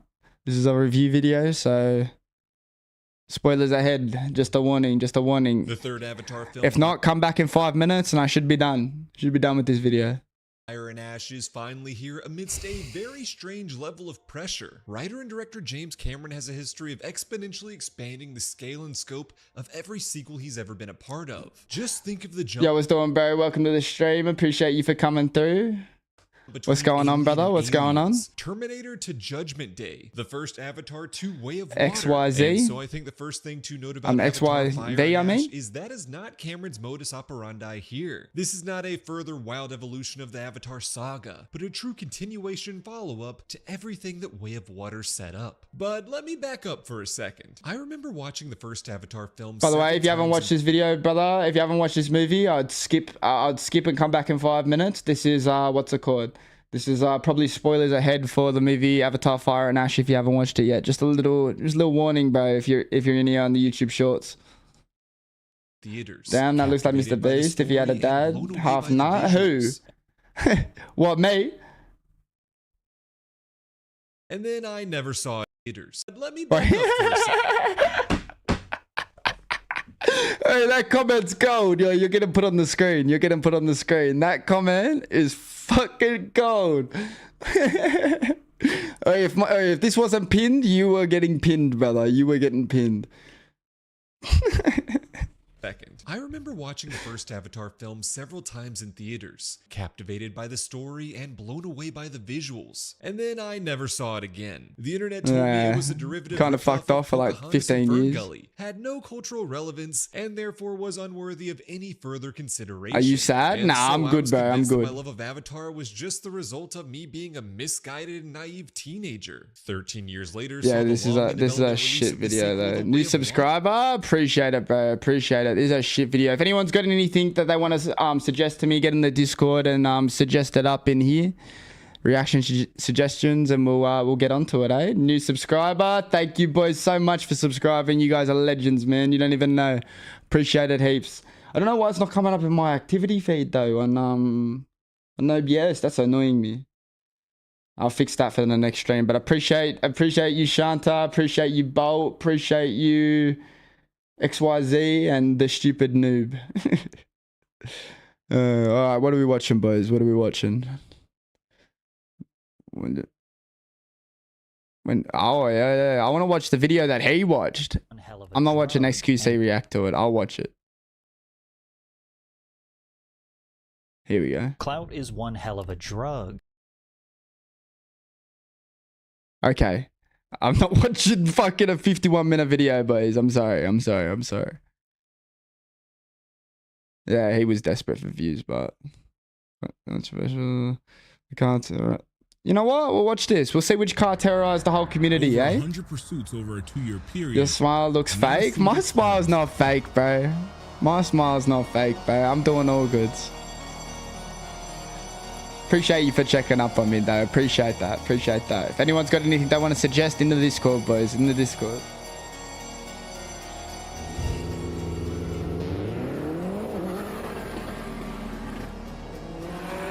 What cars is going to be the WRX? This is the reality of a single police agency who was plagued by skilled drivers using Subaru's unassuming but razor-sharp tool known as the World Rally Experimental, or WRX.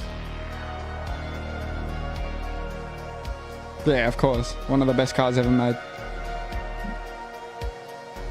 It was a car that I like the 2005 personally. World Rally Cross. Yeah. Nah, I'm good, bro. I promise you. I appreciate it, but four-cylinder combined with all-wheel drive and a lightweight architecture ascended to ethereal status, but it would soon become the most infamous getaway car on the roads of the United Kingdom, Australia, and New Zealand. Yeah, 100%. I remember this car. Committing jewelry heists and ram raids using these souped-up Imprezas to outrun police on the narrow city streets.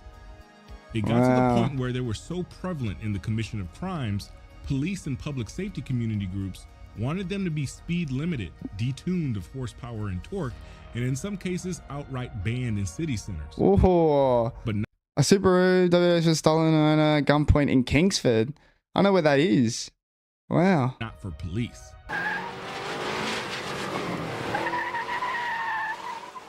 What would ensue was a struggle between law and order. Thank you though, Shanta. I appreciate it. Tax-free payday. Can you try and play Counter-Strike 2? It's free. Yeah, I'll download it. I'll give it a go. Sure. Was your skill behind the wheel of a Rexy? Join up on the Discord so you can get more better notifications of when I go live and stuff like that and what I'm doing. I'll be updating people in there. But no, I appreciate it. This is the story of a perfect storm, a car that was easy to steal, insanely agile, inconspicuous, and without proper training. Need a kill switch on that bitch. A rolling coffin. A rolling coffin's crazy. I ain't gonna lie. What's going on, Cleo? How are we? If you need to stream, chuck that fucking subscribe button on. Appreciate everyone for coming through, but little car, the Impreza. Yeah, beast of a vehicle, but what's going on, Kingsman man? What's going on? How are we? It was introduced in 1992 as a classy little compact sedan for the commuting corporate slave, with optional all-wheel drive to get you through the depressing winter months, and a buttery smooth, naturally aspirated EJ Series boxer 4-cylinder to transport you from your couch to your Please cubicle. play box for But it. if you were willing to spend a little bit more Link it money, in the you could Discord, drive bro, it in and the I'll do it. transmission. It's enthusiast trim that share the same surname but added 3 letters. Please, Roblox. I'll give it a go, man. I've never really played that. Someone wanting a little more excitement. This is a fuck. What do you say? Surname but added 3 letters. The STI was the ideal choice for someone wanting. President WRX, yeah, and then the STI came after it. Its engine, the EJ20G, was a homologated competition engine. The aluminum block was a closed deck design, giving the cylinder bore stability at higher cylinder pressure. Oh, it had wow. 4 camshafts instead of 2. Used oil squirters to cool the backside of the pistons. The compression 236 horsepower. 1 to curtail detonation from 0.8 bar of boost pressure thanks to the single turbocharger, Wow. and was made to consume regular pump fuel and pass emissions tests. Not a bad little car, man. Exceptional performance. For 1994, you got to think about it. That's good for 1994. Hey, brother. Cleo, play GT7 and get a racing sim. Cleo. Oh, wrong camera. Oh, you can't see it. Don't worry. That's coming. That's already been. I've already been doing that. If you check the channel, I've been doing that already, bro. So don't you worry. Join up on the Discord. Please play it now. I'll play it soon. I promise. I'm just reacting to the videos right now.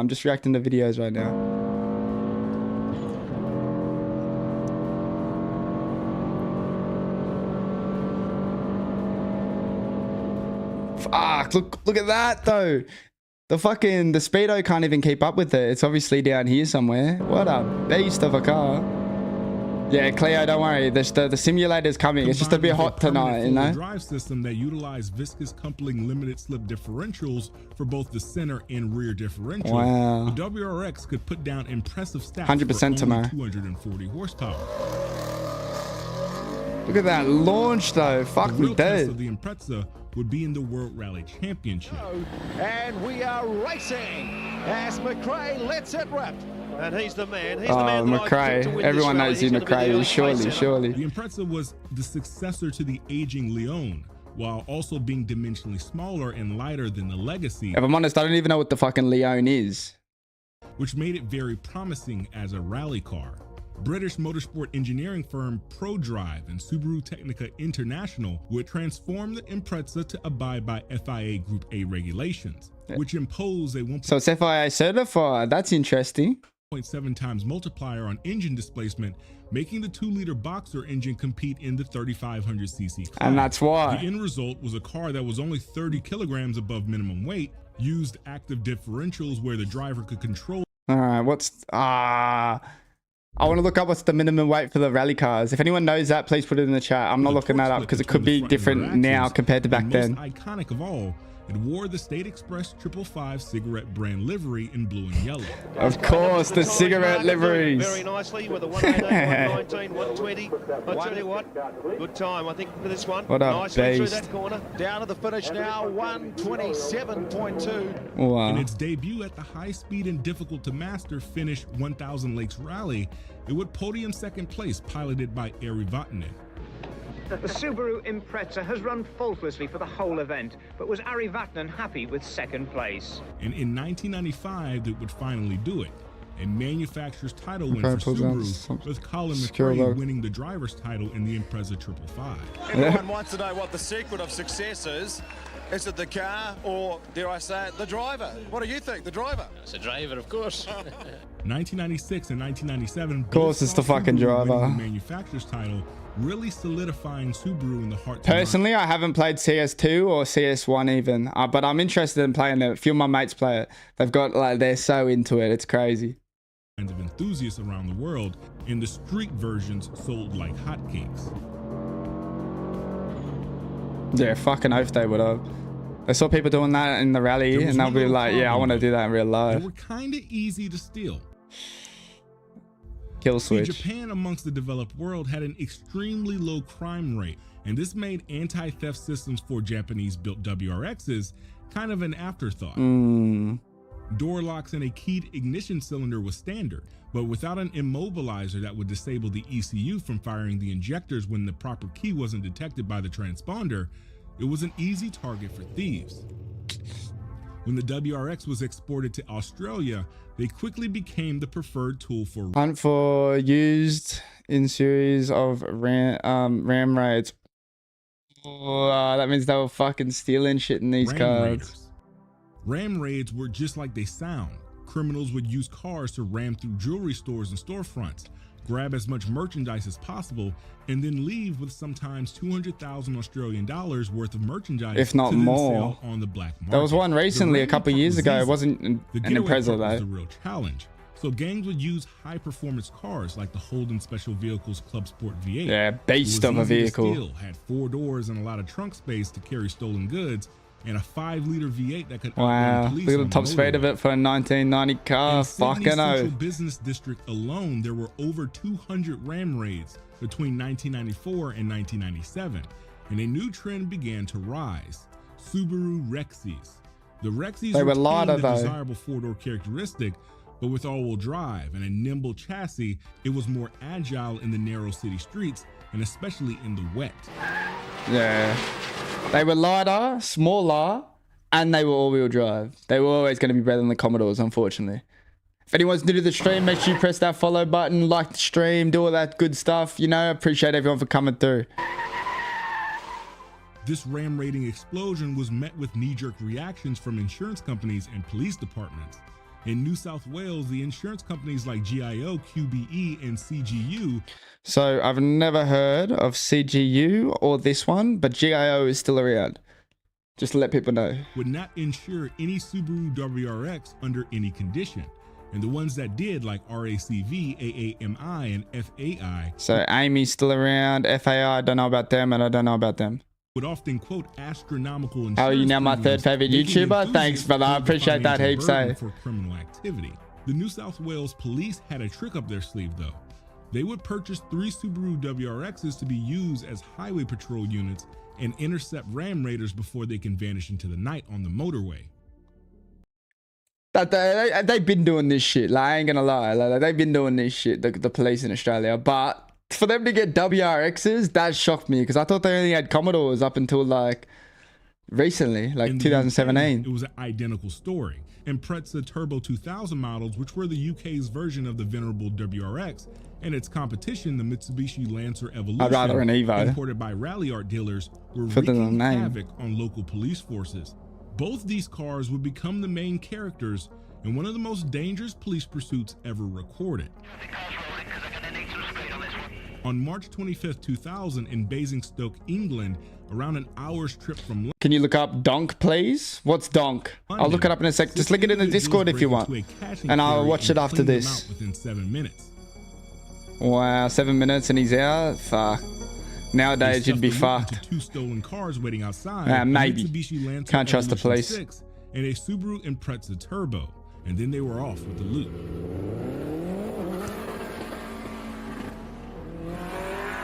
Unbeknownst to them, the warehouse alarm would alert local police, and quickly a chase would ensue, involving 4 police forces, 3 helicopters, and over 4 police forces? What the fuck does that mean? Is that like 4 different stations, or is that 4 different fucking countries? What? Over 200 kilometers of distance traveled. Maybe it's 4 different countries. Outgunned, even at 240 kilometers an hour, the Evo 6 and Impreza both were staying ahead. But in the skies, the Chiltern police helicopter is right on their tail. The Lancer Evolution, thank you, appreciate it, would stop at a petrol station to fill up. Hearing no sirens in the distance, they thought they were in the clear, but all the while the Chiltern police helicopter is watching their every move. A patrol car would soon re-engage the chase with the Evo, forcing them to leave their accomplice at the petrol station to be apprehended. Is this on the internet? Could I find this?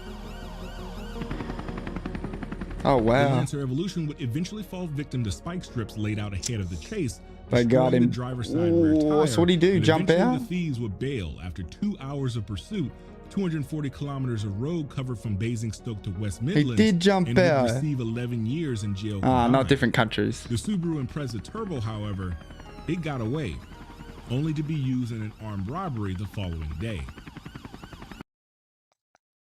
This motherfucker got away and then was like, you know what? I'm gonna test my luck again. Let's go rob a store, eh? Let's go rob a store. Fuck, I just bit my tongue. Oh, what car are you interested in? I like the WRXs, but to be honest with you, if I was gonna buy a car, it's my favorite car would have to be the Hellcat Demon. If I'm honest, I love them. I love the Hellcats, or the Chargers especially. I like SRT Lens car. That's my favorite car, if I'm honest, on the internet. But there's a lot better cars out there, and there's a lot, like, I know they're boats, but I like them. Subaru as a company was in a can't get them here in Australia, unfortunately. As a WRX, they designed to be a street legal rally car. It was now the poster child of criminal activity around Australia, New Zealand, and the UK, and even parts of the United States. Wow. The NRMA and Subaru would work together to make the Impreza harder to steal, fitting them with keypad immobilizers from the dealer, which required a code to be punched in before the car would start. What? And in 2003, new cars would have data dots, or miniature dots on the bodywork that contained the vehicle identification number. While this slowed down some of the RAM rating craze, it didn't stop it entirely. Each subsequent generation of WRX, from the Bug Eye to the Blob Eye to the Hawkeye, the best one right here, right here. Yes, definitely. Actually, yeah, definitely. Became more powerful, faster, higher top speeds, and still were an ideal They're all choice based, as but a getaway car. See, before the Baby Driver movie, I should reach 10k subs one day. Thank you. I hope so too. And trust me, literally every Subaru. What a fucking movie. Baby Driver, what a movie. If you haven't watched it yet, go watch it, boys. Fucking beast of a movie. The WRX in the spotlight amongst popular culture. And trust me, literally every Subaru owner has seen that chase scene. Oh, fucking oath you have. Sinister and played a major role in the underground workings of the black market. It was the perfect transporter of stolen goods from storefronts to the hands of criminal enterprises, and maybe if Subaru never made the WRX as good as it was, it would have just been another econobox to get you from point A to point B. But we all know the story never ended that way. What a beast, man. I do prefer the 2005, but yeah, that's the originator, let's be honest. What a beast, man. So what are we watching next, boys? The Hunts for the World's Most Wanted Drifter? Nah, we might watch that one later. If anyone's got anything that they want to suggest, get into the Discord. Suggest it in here, boys. By the way, where are you from? Me personally, I'm from Australia, bro. I live in Australia, Sydney, Australia. 1 second, boys. I'm just going to go grab a drink of water. I'll be back in 1 minute. Don't go anywhere. No, I'm joking. Where is it? All right. BRB. I'll play some music for you, all right?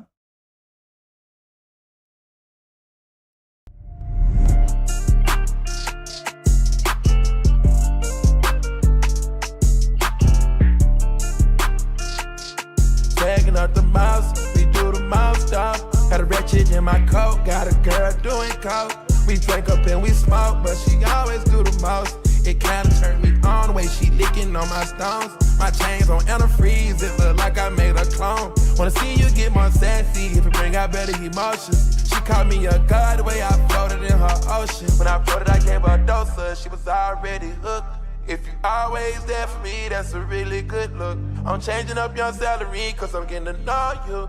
Tell me your availability, I want all of you. If it's like that, then it's like that. Got you lighting up like lightning. I smack it up, get feisty. Can't sabotage me. I said you gon' tell the world they flaws you. Thankful for when you're nauseous. You're a good girl, but you're naughty. Don't you never miss out on Pilates. I let you stunt place the Bugatti. Damn God bless you with a body. Men cheat, girls they cheat. We do numbers, stay fly.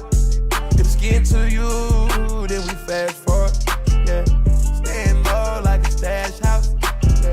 Band all the band dog trap house, yeah. Made it with nothing, learned to swag out, yeah. Can't be defeated, I got mad sauce, yeah.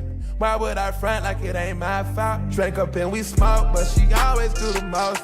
It kinda turned me on the way she licking on my stones. My chains on antifreeze, it look like I made a clone. Wanna see you get more sassy, to bring out better emotions. She called me a god the way I floated in her ocean.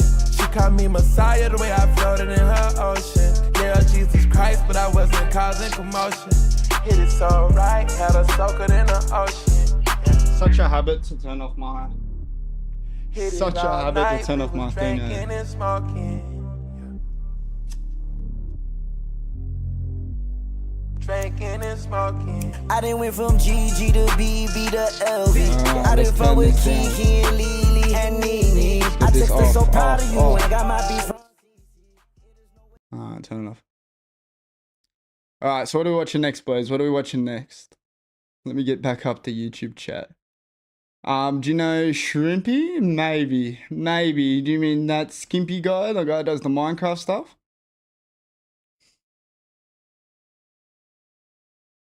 I'm not too sure. Maybe. What are we watching now? What are we watching now? Revisiting the downfall of fast... Fucking hell, what are all these like hour-long videos, man? What's this? The loneliest millionaire on the internet. What's up, boys? Welcome back. Alright, we're not watching clicks. We're stealing his video idea. Nah, I don't think I know him, unfortunately. Maybe. I'll have to look it up. I'll look it up quickly.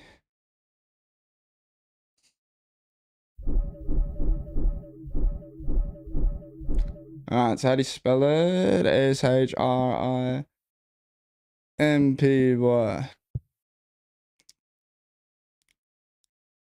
Oh, yeah? I'll react to one of his videos after I do this one. We'll react to that one, eh? We'll pick. You can pick one. You tell me which one you want me to pick, and we'll get it done. The first rule of being an A-list streamer is brutal, but simple. Once you turn the camera on, you never get to turn it off. Okay. To the world, he's XQC, one of the most watched. I guess, until the stream's over. XQC is the biggest streamer on Twitch. The fame, the 9-figure deals, the constant roar of 40,000 live viewers. From the outside, it looks like the ultimate success story. But that is not the story you're about to see. Yeah, I'll do it after this, no worries. Because sometimes you get everything you ever wanted, just to lose everything that ever mattered. You get nothing. Whoa. This editing is crazy, but... No, every story about a downfall starts somewhere. And for XQC, it started at the top. Felix Lengyel was a professional gamer turned full-time streamer. Online, he went by XQC, and by early 2018, he'd already built a massive following. Over 200,000 people followed him on Twitch. Yeah, he was zooming on Twitch. Nobody will ever do. XQC was the definition of an internet troll. He talked weird, said whatever popped into his head. And yeah, he wasn't exactly the cleanest guy around, but that's Oh, I didn't know his room was that bad. He talked weird. I knew his room was bad. And yeah, he wasn't exactly the cleanest guy. I mean, fair enough, man. Like, he streams 10 hours a day. Quite literally anything entertaining. Back then, the magic was in his reactions. It really didn't matter what happened. Dying in game, getting stream sniped, some annoying TTS donation. He'd explode, lose his mind, and somehow make it hilarious.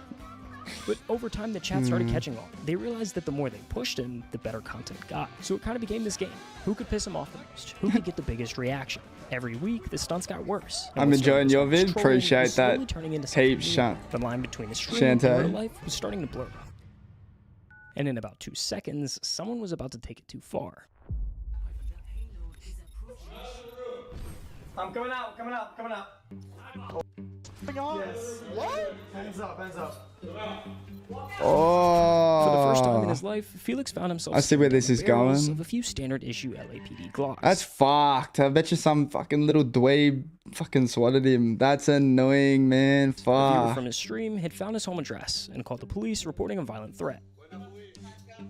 No, that didn't. Please. This is known as swatting. It's an internet prank that's gotten people killed before. Yeah. And for Felix, The this worst was the of the moment that worst. changed everything. Yeah, what He the realized fuck, that being though? live meant being exposed. That anyone with a grudge or a twisted sense of humor could reach through the screen and make his real life collapse in seconds. So, he started closing Unfortunately, doors. yeah. No more personal details, no leaks, no risks. His addresses, his circle, and even what he said on stream, all of it got locked down. From that point forward, XQC was floating too. There was You're the version best, everyone appreciate knew, you. the chaotic, high-energy streamer who seemed to live entirely online. And then there was the other side, the one he kept completely off camera. What did that say? And then The cost for happiness is ridiculous. Anything I do that furthers me or gets me back in a place that isn't as dark as it usually is, I get major pushback from every angle. I posted that I was moving to Vegas for a while yesterday to escape it all. Do you see the response? there was the other side. I wonder the what that one he was kept saying. completely off camera. That's where Or the was that story gets his response to what's happening? interesting, because what the internet thought they were watching wasn't real life. It was a reflection stitched together from a million half-truths. What was actually happening behind the scenes is a whole different story.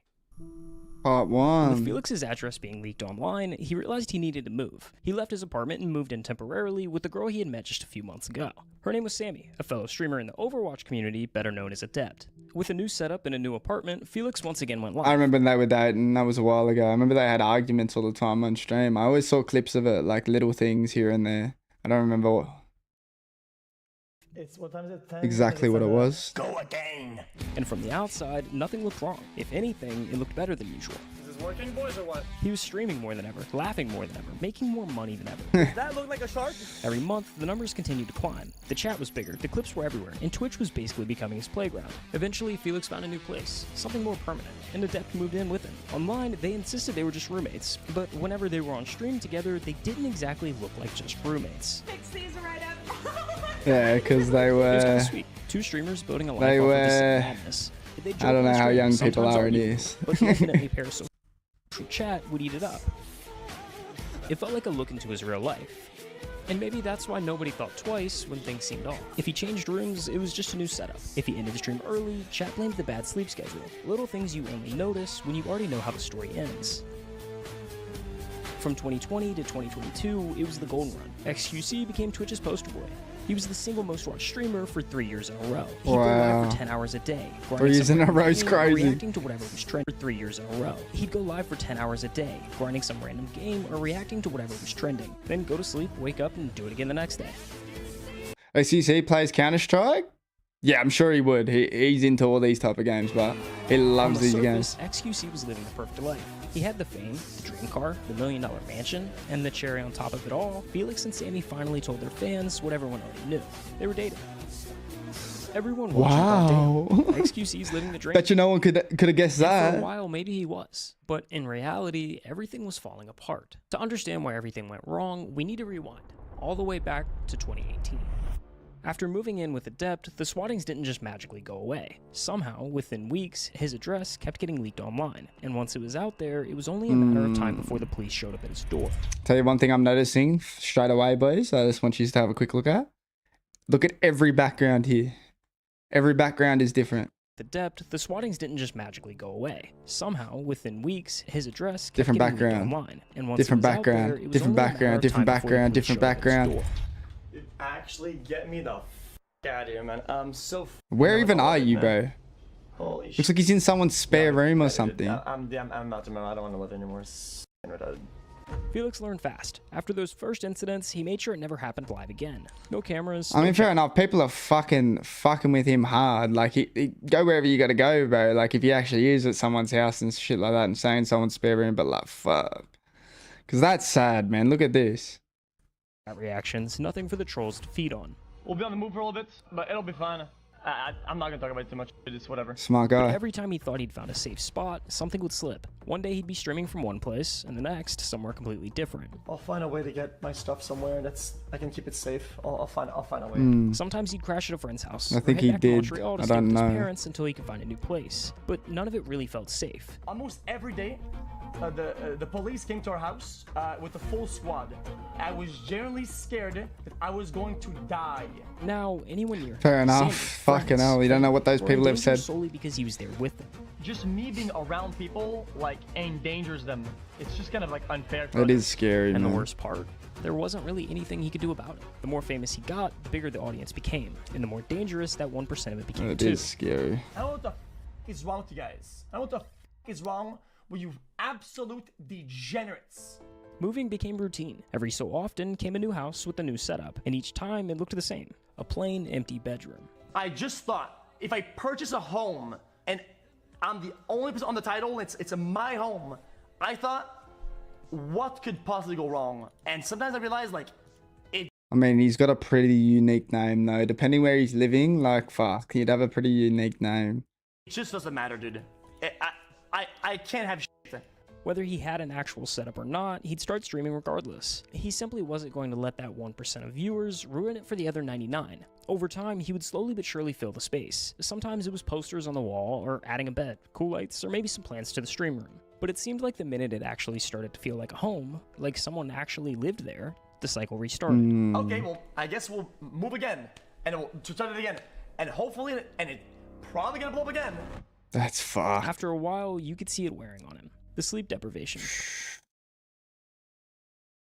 Gonna blow up again. Look at his face here though. After a while, you could see it wearing on him. The sleep deprivation, the junk food, Sad, the constant man. anxiety. Sad. It all started to pile up. Somewhere in that blur of streams and relocations, the pressure began to break through. XQC is, if you watch his content, renowned for being really, really bad at sleeping. X has night terrors where he runs through the house screaming. Felix started having night terrors. Real Fuck, that's fucked. physical ones. This morning, I was bloody. Yeah, I did have a fight actually. Yeah. Ow, that's crazy. When he wakes up to that, do you freak out, Adept?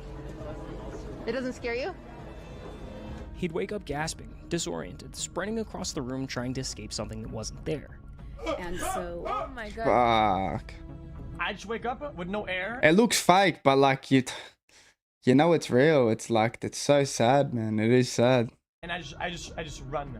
Dude, there's like holes in the walls because of it. Dude, look, there's one above the bed. Look at that. Literally ran straight into the wall.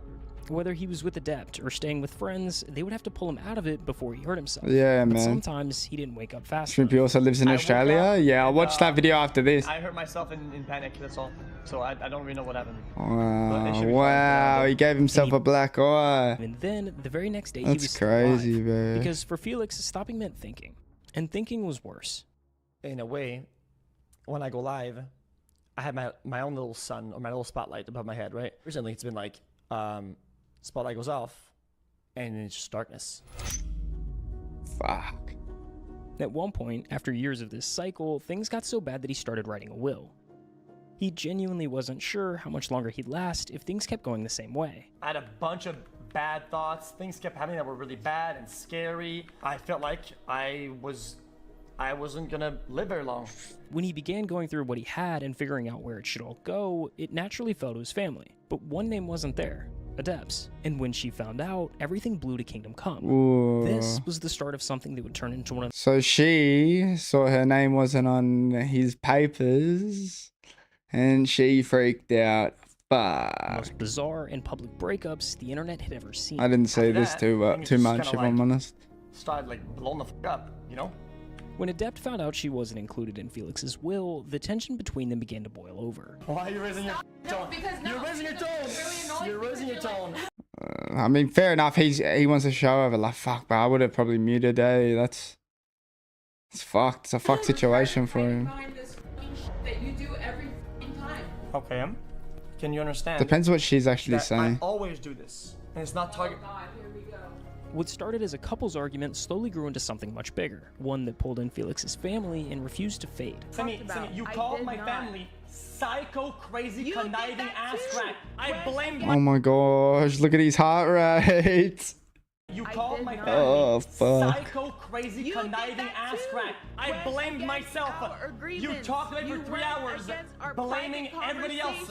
I do this with you anymore. You are not a victim here. You have never been a victim here. I'm done speaking with you. You are not a victim. Stop victimizing yourself. I'm sorry. This got too heavy. I'm sorry.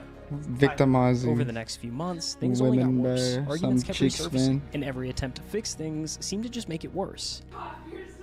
Some chicks, bro. See, classic. Just like before the stream, you say an argument or say a remark, and you leave, and then you're like, I got him, dude. It's not how it works, though. Eventually, Felix She's felt like he was nuts. cornered, like he had to choose just one: family or Adept. I was cornered into choosing between family and Sammy, and unfortunately, Whoa. Which option do you think he picked? He picked his family. I can guarantee you that's what he's gonna say. what happened is that I kind of just. Do you know chose Chinese? family. No, unfortunately, I do Set not. off everything that came next. Why are no other streamers talking about XQC divorce? Like, 'Cause how who major it cares? is. This ain't like some little thing. Like, this is major. This is having an impact on him psychologically. 'Cause it's none of After your a string of public business. arguments, intense on-stream moments, Adept took I guess things a yes. step further. People want She views filed a too. claim saying this wasn't just a breakup. According to her, she and Felix were married under common law, which meant she was entitled to half of everything he owned. Within weeks, Oh no. So they the weren't dispute even married? Okay. moved from live streams to courtrooms. In Texas, official filings started rolling in, and the court stepped in to stabilize the situation while it played out. Adept was granted exclusive use of Felix's BMW and Tesla. Felix, on the other hand, was suddenly restricted. No more luxury spending, no gambling, nothing beyond the essentials. Fuck. What? On the other hand, was suddenly restricted. No more luxury How long is spending, this no vid? It's only got gambling, another nothing 5 beyond the minutes, bro. essentials. They were barred from entering each other's homes, and more importantly, forbidden from talking about any of it online. Essentially, a gag order. Once again, Wow. Felix was split in two. The version everyone thought they knew, and the one left behind when the camera turned off. But this time, the internet filled the void. Today, those court records are sealed, but back then, they were open to anyone who knew where to look. A few creators dug them up before they vanished behind closed doors, and with each new filing, the internet got another glimpse into the story Felix couldn't tell himself. Who's Hey guys. How's it going? What's going on? Who's This this? is Stephen A. Sarch, a journalist who's written for outlets like Business Insider and Rolling Stone. But more importantly, he was one of the first people to break this whole story. The common law marriage itself always seemed really odd to me. Her only evidence behind the common law marriage was in 2020, they went to Canada and they told the TSA that they were married because that was the only way they were going to get in because of COVID protocols. Oh, fuck A off. common law marriage basically means you're married without the ceremony or license. There's just 3 requirements. You have to live together, tell people you're married, and both agree that you are. No. Miss one of those, and it doesn't count. Felix has never publicly made any sort of statement that the common Wow. law marriage was in fact real. What's going on? I don't want to like bash it. Connivers, bro. How are we? She was grasping at straws. It is hard to discuss this story without thinking ill of Adept, because if you just look at the court filings, it does seem fairly malicious. Her whole document was Yeah, all about, really. I need Look at spouse this. Spouse support. Make them pay. But Finally, you one know, new comment. I know. Thank you, bro, for coming through. it was clear that she felt that she kind of built this guy up and kind of helped him reach the level that XQC was going to reach the level that he reached with or without that chick. I've never heard of her before other than 1 or 2 little things. You know what I mean? Like they were arguing on stream and that, but other than that, never heard of her. I've never heard of her. he reached. Speaking of crazy deals, XQC, one of the biggest streamers on Twitch, just took a deal, a 2-year deal, $100 million with Kick. Wow. Everyone, when it came to That's a XQC, lot of money, bro. was focused on the Kick deal. What is going on? $100 million. This is a non-exclusive contract for 2 years, meaning XQC gets to have his cake, eat it too, and the baker. It was and still is the biggest streaming deal social media has ever seen. Wow. Yet, somehow, it came right when XQC seemed to be at his lowest. I understand that XQC can kind of feel slighted by all of this. Right. You know, I was watching the Impulsive clip earlier, and clearly, you know, this still kind of bothers him. Felix, I gotta ask you this: are you going to give Of course all of I your would, money though. to your ex-girlfriend? No. Oh man. Adept, Oh, the person who had been in his bro, life shut for the years, fuck was now up. the person tearing it apart. The deeper you are invested with somebody, the deeper that you trust them, the harder betrayal will feel when it happens. What started as a conversation about his will, about money, and what would happen if something went wrong, spiraled into something much bigger. And somewhere along the way, Felix lost someone that felt like home. I wasn't the best boyfriend at times, but I don't think anybody deserves to No one's feel perfect, that level bro. of betrayal ever. Yeah. The fallout rolled straight into his family. Words were said, lines were crossed, and even months later, things still hadn't really healed. So he did what he always does when everything falls apart. He streamed, because chat was the only thing that still felt familiar. At the end of the day, all I want to do is go back to this. I don't want to spend time enjoying the thing that this comes with, right? The status, or whatever. All that shit is like, it's just f***ing noise. It actually is. It's noise. Sometimes he'd go live and talk in circles, half-coded rants about things that he couldn't say. You could tell he wanted to open up, he just couldn't. And the longer that went on, the lonelier it looked. Money just changes people, man. And people say it's changed me. You wanna know why? You wanna do something about me? Everybody around me, just that's all they cared about. It's just money shit. When everybody around me starts caring about it, like Yeah, so that much, sucks when people right? around you care about then it. It annoys me. Because there's me right here, everybody's next to me, and then everybody's looking past me to whatever I have. And it's like, okay, well, how do I There you go. get the focus back on me? I'll just burn it then. Like, that's kind of like logical conclusion almost. Sometimes it feels like I'd have none of the problems I have right now if it wasn't for that. A little bit of a sadder time, video. the stream That's got why shorter I'm not and less smiling consistent, too but much. the It's a bit outbursts and sad. drama It's like, grew. fuck. It was like Bro, I don't watching deserve someone this set shit. fire to the parts of their life that still worked. I didn't change for the longest time, and it felt like that's all people wanted. So yeah, I bought really dumb shit. I wasted money on the stupidest thing I could ever find. I would rather see that money go up in flames on useless than being given to people that's all they care about. After months of filings, restrictions, and silence, it finally ended. The court dismissed the case. Claims were dropped. Finally. No orders. So he is out of it. For the first time in nearly a year, Felix could finally speak again. They just gave me the news that I was no longer in any significant legal battle. He plays Counter-Strike? Yeah, I know. You told me. After months and months sitting in the dark, I actually had something or somebody tell me and validate that my brain was rooted in reality. Yeah, that's In sad. the end, Felix never really escaped the chaos. He just stopped letting it define him. The cameras are still there. The chat still moves a mile a minute. But he's not hiding behind it anymore. When he goes live, it's not to fill the silence. A mile it's because a he minute. actually wants to be there. The line between XQC and Felix will probably always exist. But for the first time, it doesn't feel like a mask. It feels more of like a balance. He can log off, disappear for a while, and the world keeps spinning. The stream doesn't have to be his whole life anymore. And maybe that's the real win. Not the contracts, not the numbers, not the record-breaking deals, but finally being okay with just being himself. That was a good video too, man. Fucking hell. Oh, I fucking must have liked it before we watched it. Alright, bro, so we're gonna watch this video for you. Which one is his... Which one's his good one, man? Which one's his good one? I spent 30 days animating this fight scene, reviewing your artwork live. I'm gonna look at his videos. I'm gonna see which one I want to watch. This video is brought to you by 1.1 million, not bad. I should find your art style, man. 21 minutes unless you improve your work.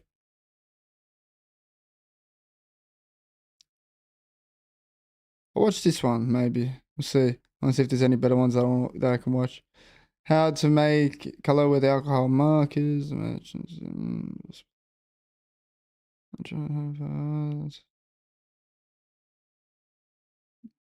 Ooh, custom controller.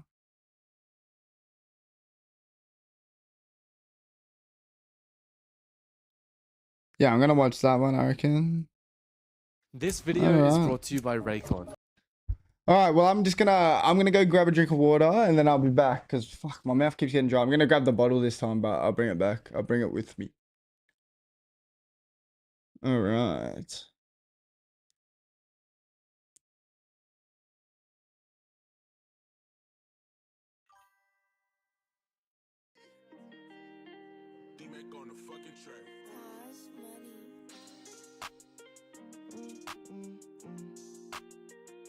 Bonding over drugs and pain, dirty Sprite share. My dog was one of a kind, I know your type rare. I know life is a bitch and she don't fight fair. How the fuck I wake up from a dream to a nightmare? Left us behind, you seen that light glare. I know you walking up to heaven on them white stairs. Why I can't just pull up to your crib and see you right there? Nobody love you till you dead, that's when they might care. Let's just be friends before we rush into a label. Wanna know if you really for me, girl, what's your angle? It's only for the better if I'm trying to change you. Loving me ain't easy, if you leave, I don't blame you. Trauma got me fucked up, so I'm mentally unstable. I got wrapped up in my emotions, now I'm tangled. Deep in my thoughts and overthinking can get painful. Watch how I move, on wrong decision can be fatal. Hidden messages, conversations with my angels. Just walk with me and you will see I'm trying to save you. Most times I'm by myself, I'm still confused from betrayal. From rags to riches, shit still hard, I'm just on phase 2. Bonding over drugs and pain, dirty Sprite share. My dog was one of a kind, I know your type rare. I know life is a bitch and she don't fight fair. How the fuck I wake up from a dream to a nightmare? Left us behind, you seen that light glare. I know you walking up to heaven on them white stairs. Why I can't just pull up to your crib and see you right there? Nobody love you till you dead, that's when they might care. Living on his own and he running out of options now, cause he feel like he couldn't be himself at his mama house. Hidden licks, missing school, junior year he thought about dropping out. Him against the world. And we are back, bro. We are back. We're gonna be reacting to it now. Hate the criticism, he uses music to block it out. Alright, turn that off.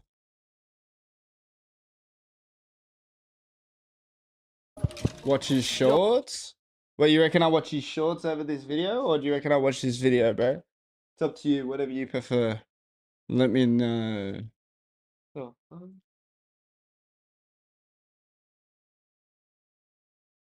the fuck's that? Oh, sweet. It's my mouse. I'm gonna watch this video to start off with, bro. My name's Shrimpy, and I like to use markers. This is... Oh, I have heard of this guy before. My collection of markers, and at this point in time I've been making art and collecting markers for over 7 years, making countless artworks and growing quite the collection of markers. However, with the growing size of my collection, I noticed that there's a lot of colors that I genuinely have only used once or twice, and there's probably some I've never even opened. So that gave me the idea to make a massive artwork using every single one of my markers. But there's a catch. I can only use each marker once, so even if I find the perfect shade of blue, once I've colored with it, it will be banned for the rest of the video. So with those rules in place and a massive artwork to make, what could possibly go wrong? I mean, I'll watch some of his shorts after this. I want to see. I'm actually interested. Markers, a lot can go wrong. So without further ado, alright, let's see what happens, bro. Now this might just be the most important part of just planning out what we're actually going to draw with all of these markers. So I got out my phone, opened Pinterest, and started scrolling to get inspired. I wanted to make something epic, something oh my gosh. That's the one. Almost instantly after seeing this, he's gonna draw that. Exactly what I wanted to draw. The idea I had was me in this epic low angle pose, using magic powers to summon my collection of markers as they swirl around me towards my hand. And as a finishing touch, I had to include a little Shrimpy flying around. And with that, the first step of this challenge was complete. Now, sketch does look a little rough right now, but it's gonna look fire. You just gotta trust the process. Wow. The sketch does look alright, eh? With our rough sketch done, it's now time for the second part of the plan, the colors. We need to make sure we use each of our 365 markers wisely. That's crazy. It'll be interesting to see how it turns out. Let's plan out how we're going to use the entire rainbow of colors in a single drawing. Hey, get that back. So I took a picture of the sketch and uploaded it to my computer so I could open it in Photoshop. Then I made little swatches of every color and started playing around with the color placement. I started off with Shrimpy because he's gonna be blue, and then started just placing random colors all over the place to see if I could find something that worked. And after lots of trial and error and tears, I ended up with this. Once again, it looked a little rough, but as I squinted my eyes, I could truly see something special being created. But with that, our plan as he squinted his eyes. Now, because I'm going to be using over 300 markers in this final drawing, and I can only use them once, it's going to be a completely different coloring approach and technique to what I'm used to, especially with blending, where I usually use each marker over 5 times each. So that brings us to part 3 of the plan, the test, where instead of using 365 markers, we're first going to see if we can effectively use 30 markers in one drawing. On this self-portrait I prepared earlier, which genuinely took me so long. Like, why am I so hard to draw? That's what I was gonna say. It looks alright. It looks alright. Doesn't really look like it too But much. I got out my sketchbook, my set of 30 markers, and the tub of shame, where every marker will be placed once it has been used.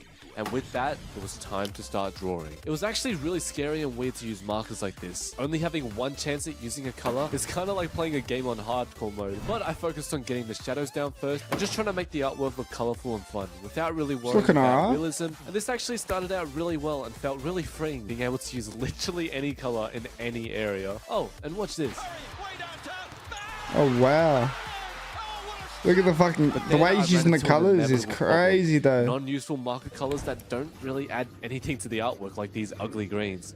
But I ended up just using them to darken the other colors and sort of placing them in random areas that you low-key don't even notice them, but it still counts, trust me. But before I knew it, I had used all 30 of the markers, which meant our drawing was done. Now, I'm gonna be completely honest with you guys. With this drawing, not gonna lie, it turned out alright.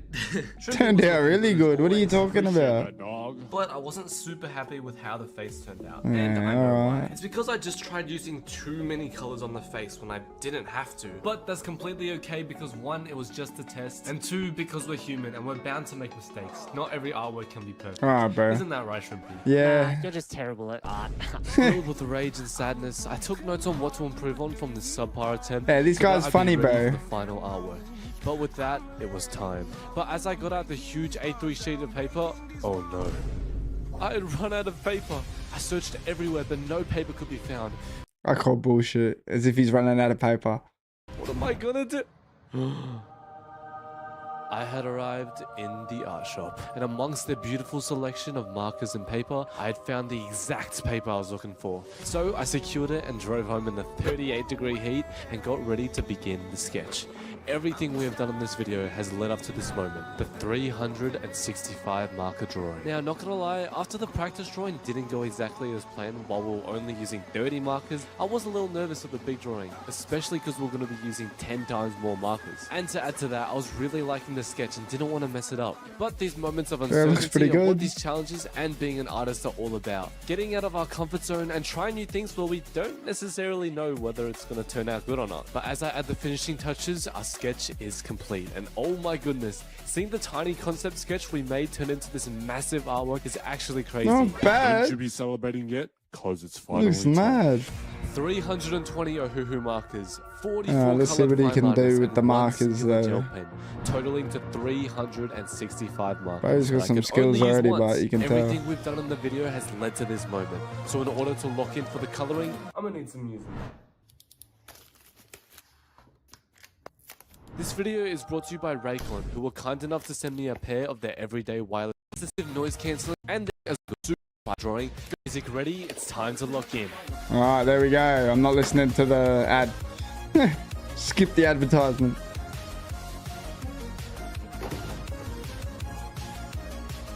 It's already looking good, man. I mean, this coloring was turning out absolutely amazing, and I was so happy with how it was looking. There was one tiny problem. What? I had been drawing for ages and I've only used like 40 markers. The drawing was looking great, but if I still had 300 how's he markers gonna do to go, that? I really don't know if this challenge is going to be possible. What the? Watch this. Not all of these markers are actually useful, so for every trashy marker, just use one tiny brush stroke and then put it in the tub of shame. Thank me later. Wait. He's right. So I don't know if this counts as cheating or not, but I then got so many of these trashy colors that I probably wouldn't even have used, and applied like 1 or 2 brush strokes with each one, and believe it or not, it actually worked. Oh, we now had wow, over look at 100 that. markers in the tub of shame, and I was feeling more motivated than ever, especially because now it was time to use the fine liners. So now let's fully lock in and finish this 365 marker challenge. And while I do, I have a super exciting announcement to make. So many of you guys keep asking me the same question: when is the Shrimpy Play plushie gonna come out? And the answer is really soon, because I'm partnering up with a brand called Gimme Swag to do a limited drop of Shrimpy plushie. I was about to skip it again because Gimme Swag will only produce the Shrimpy plushie if we get 100 pre-orders for it. We need to prove that the Shrimpy plush is worthy of being on their website. So if you want to have your very own fluffy little Shrimpy boy and make it a reality for everyone, make sure you sign up to the waiting list, which I put in the description, and on February the 7th, they'll finally be available for pre-order. But with that, we're now down to the final 10 markers after countless Get hours yourself of work. a fucking squishy plushie, eh? Blood, sweat, and tears. The 365 marker artwork is final. This is fucking a Make sure really to good like, artwork, comment your but favorite vegetable and subscribe. this is and I present like to you my latest artwork, Shrimpy, the god of markers. the god of markers. Show us the full thing, bro. Surely he killed it, but oh wow, look at that. I mean, fuck. He's got some talents, man. He's got some talents.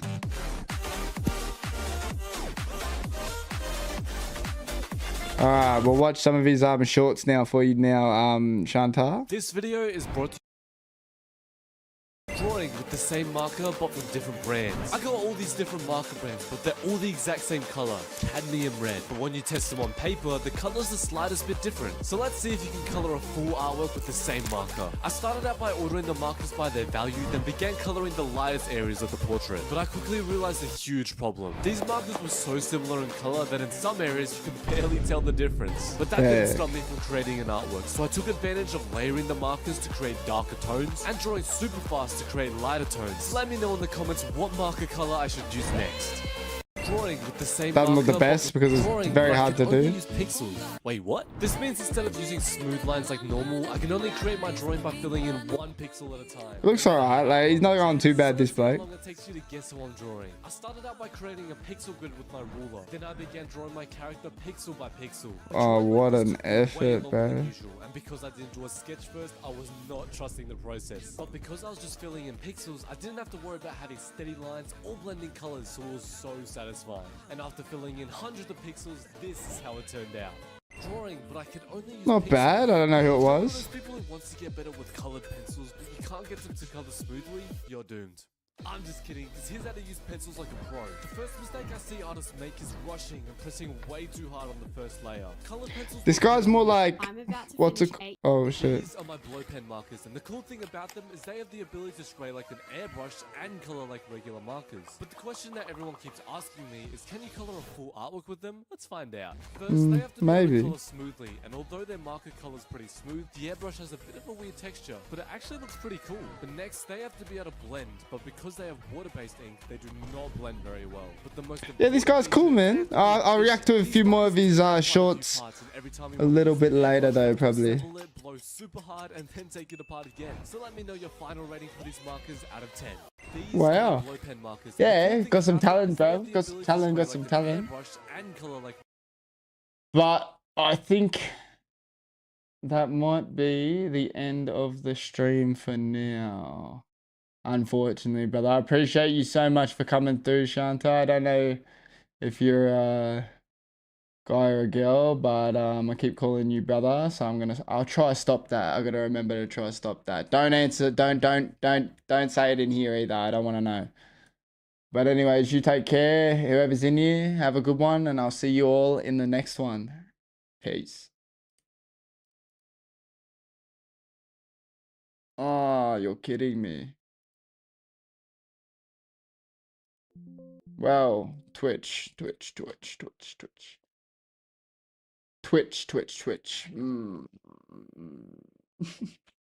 I fucked up, didn't I? I left it on what's it called? I left it on I left it on Be Right Back, didn't I? I left it on this page.